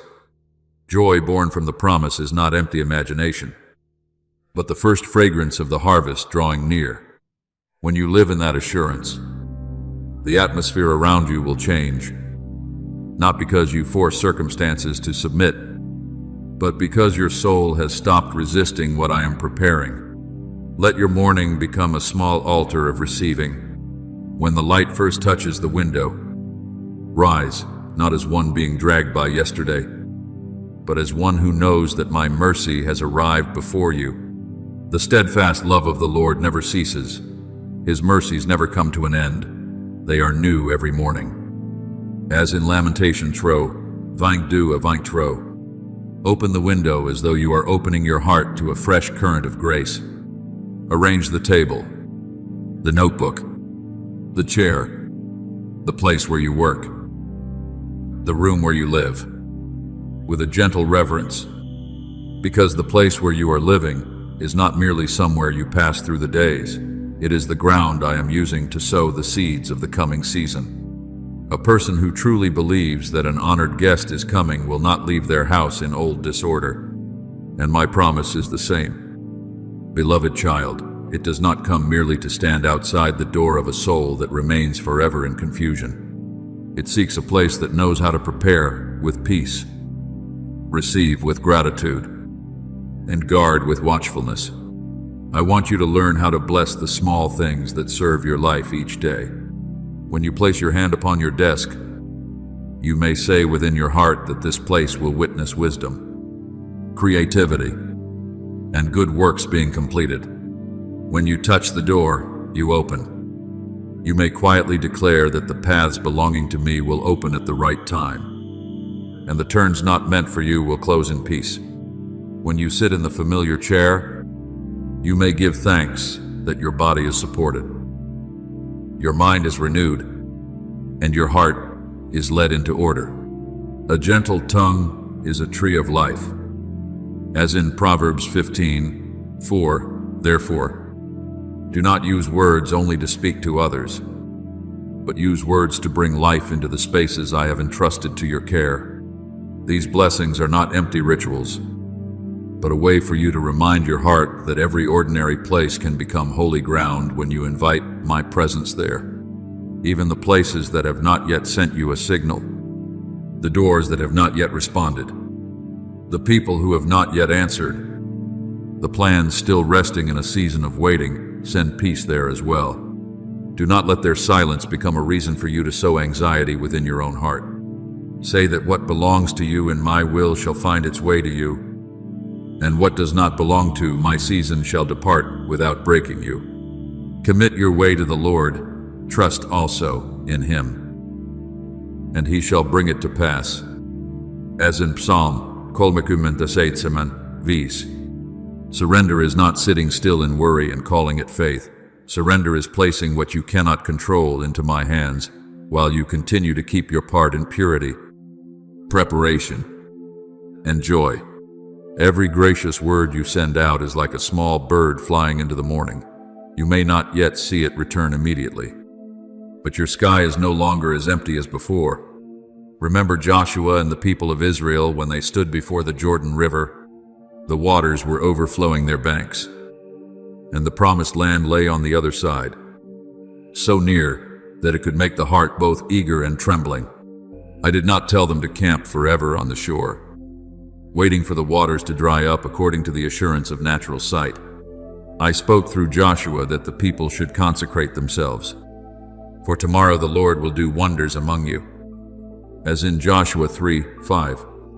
Then the priests had to carry the Ark of the Covenant and step down into the water before the dry path appeared.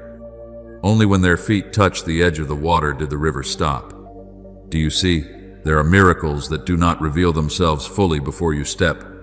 They open when your faith takes shape in action. Living as though you have received does not mean pretending there is no river. It means following my word, even while the water is still flowing before your eyes. Therefore, when you look in the mirror, do not look at yourself through the eyes of the seasons that made you weary.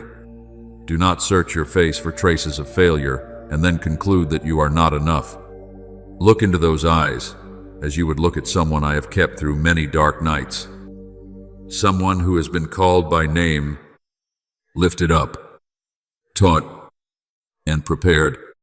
You may speak slowly, not with arrogance, but with belonging. I am loved by him. I am guided by him. I am equipped, and I am ready to step into the goodness appointed for its season. Be strong and courageous. Do not be afraid, nor be dismayed, for the Lord your God is with you wherever you go. As in Joshua 1:9. Those words do not turn you into someone who never trembles, but they remind you that trembling is not your master. I am the one holding your hand as you step forward. From today on, let joy be trained as a holy habit. Clothe your voice with gratitude.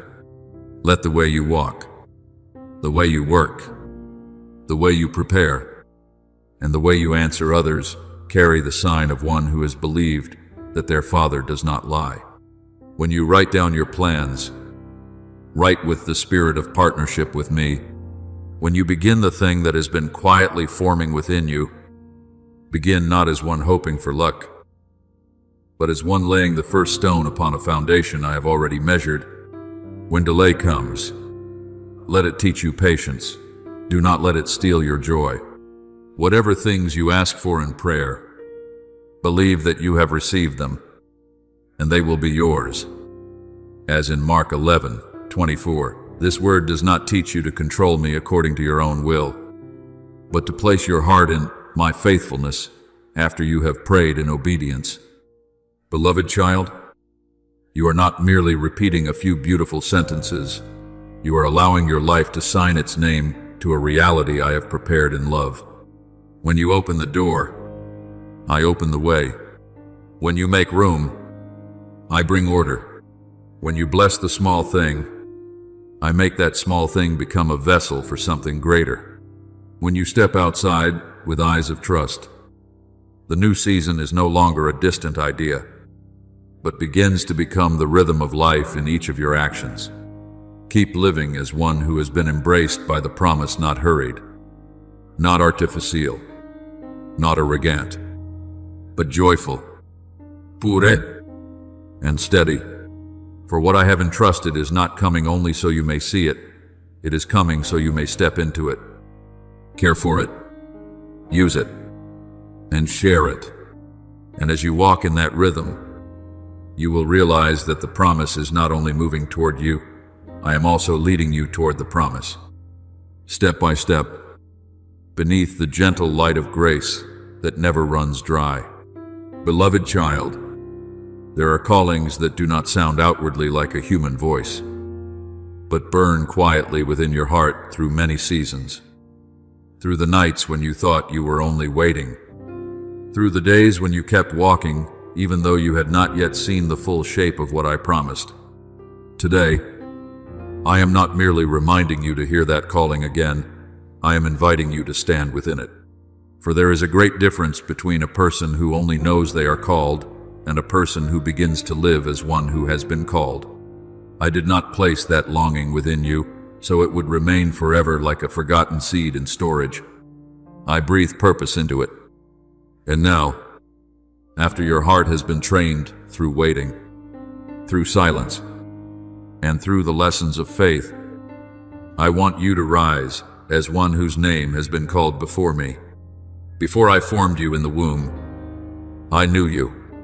Before you came forth from the womb, I set you apart, as in Jeremiah, Sedu, line.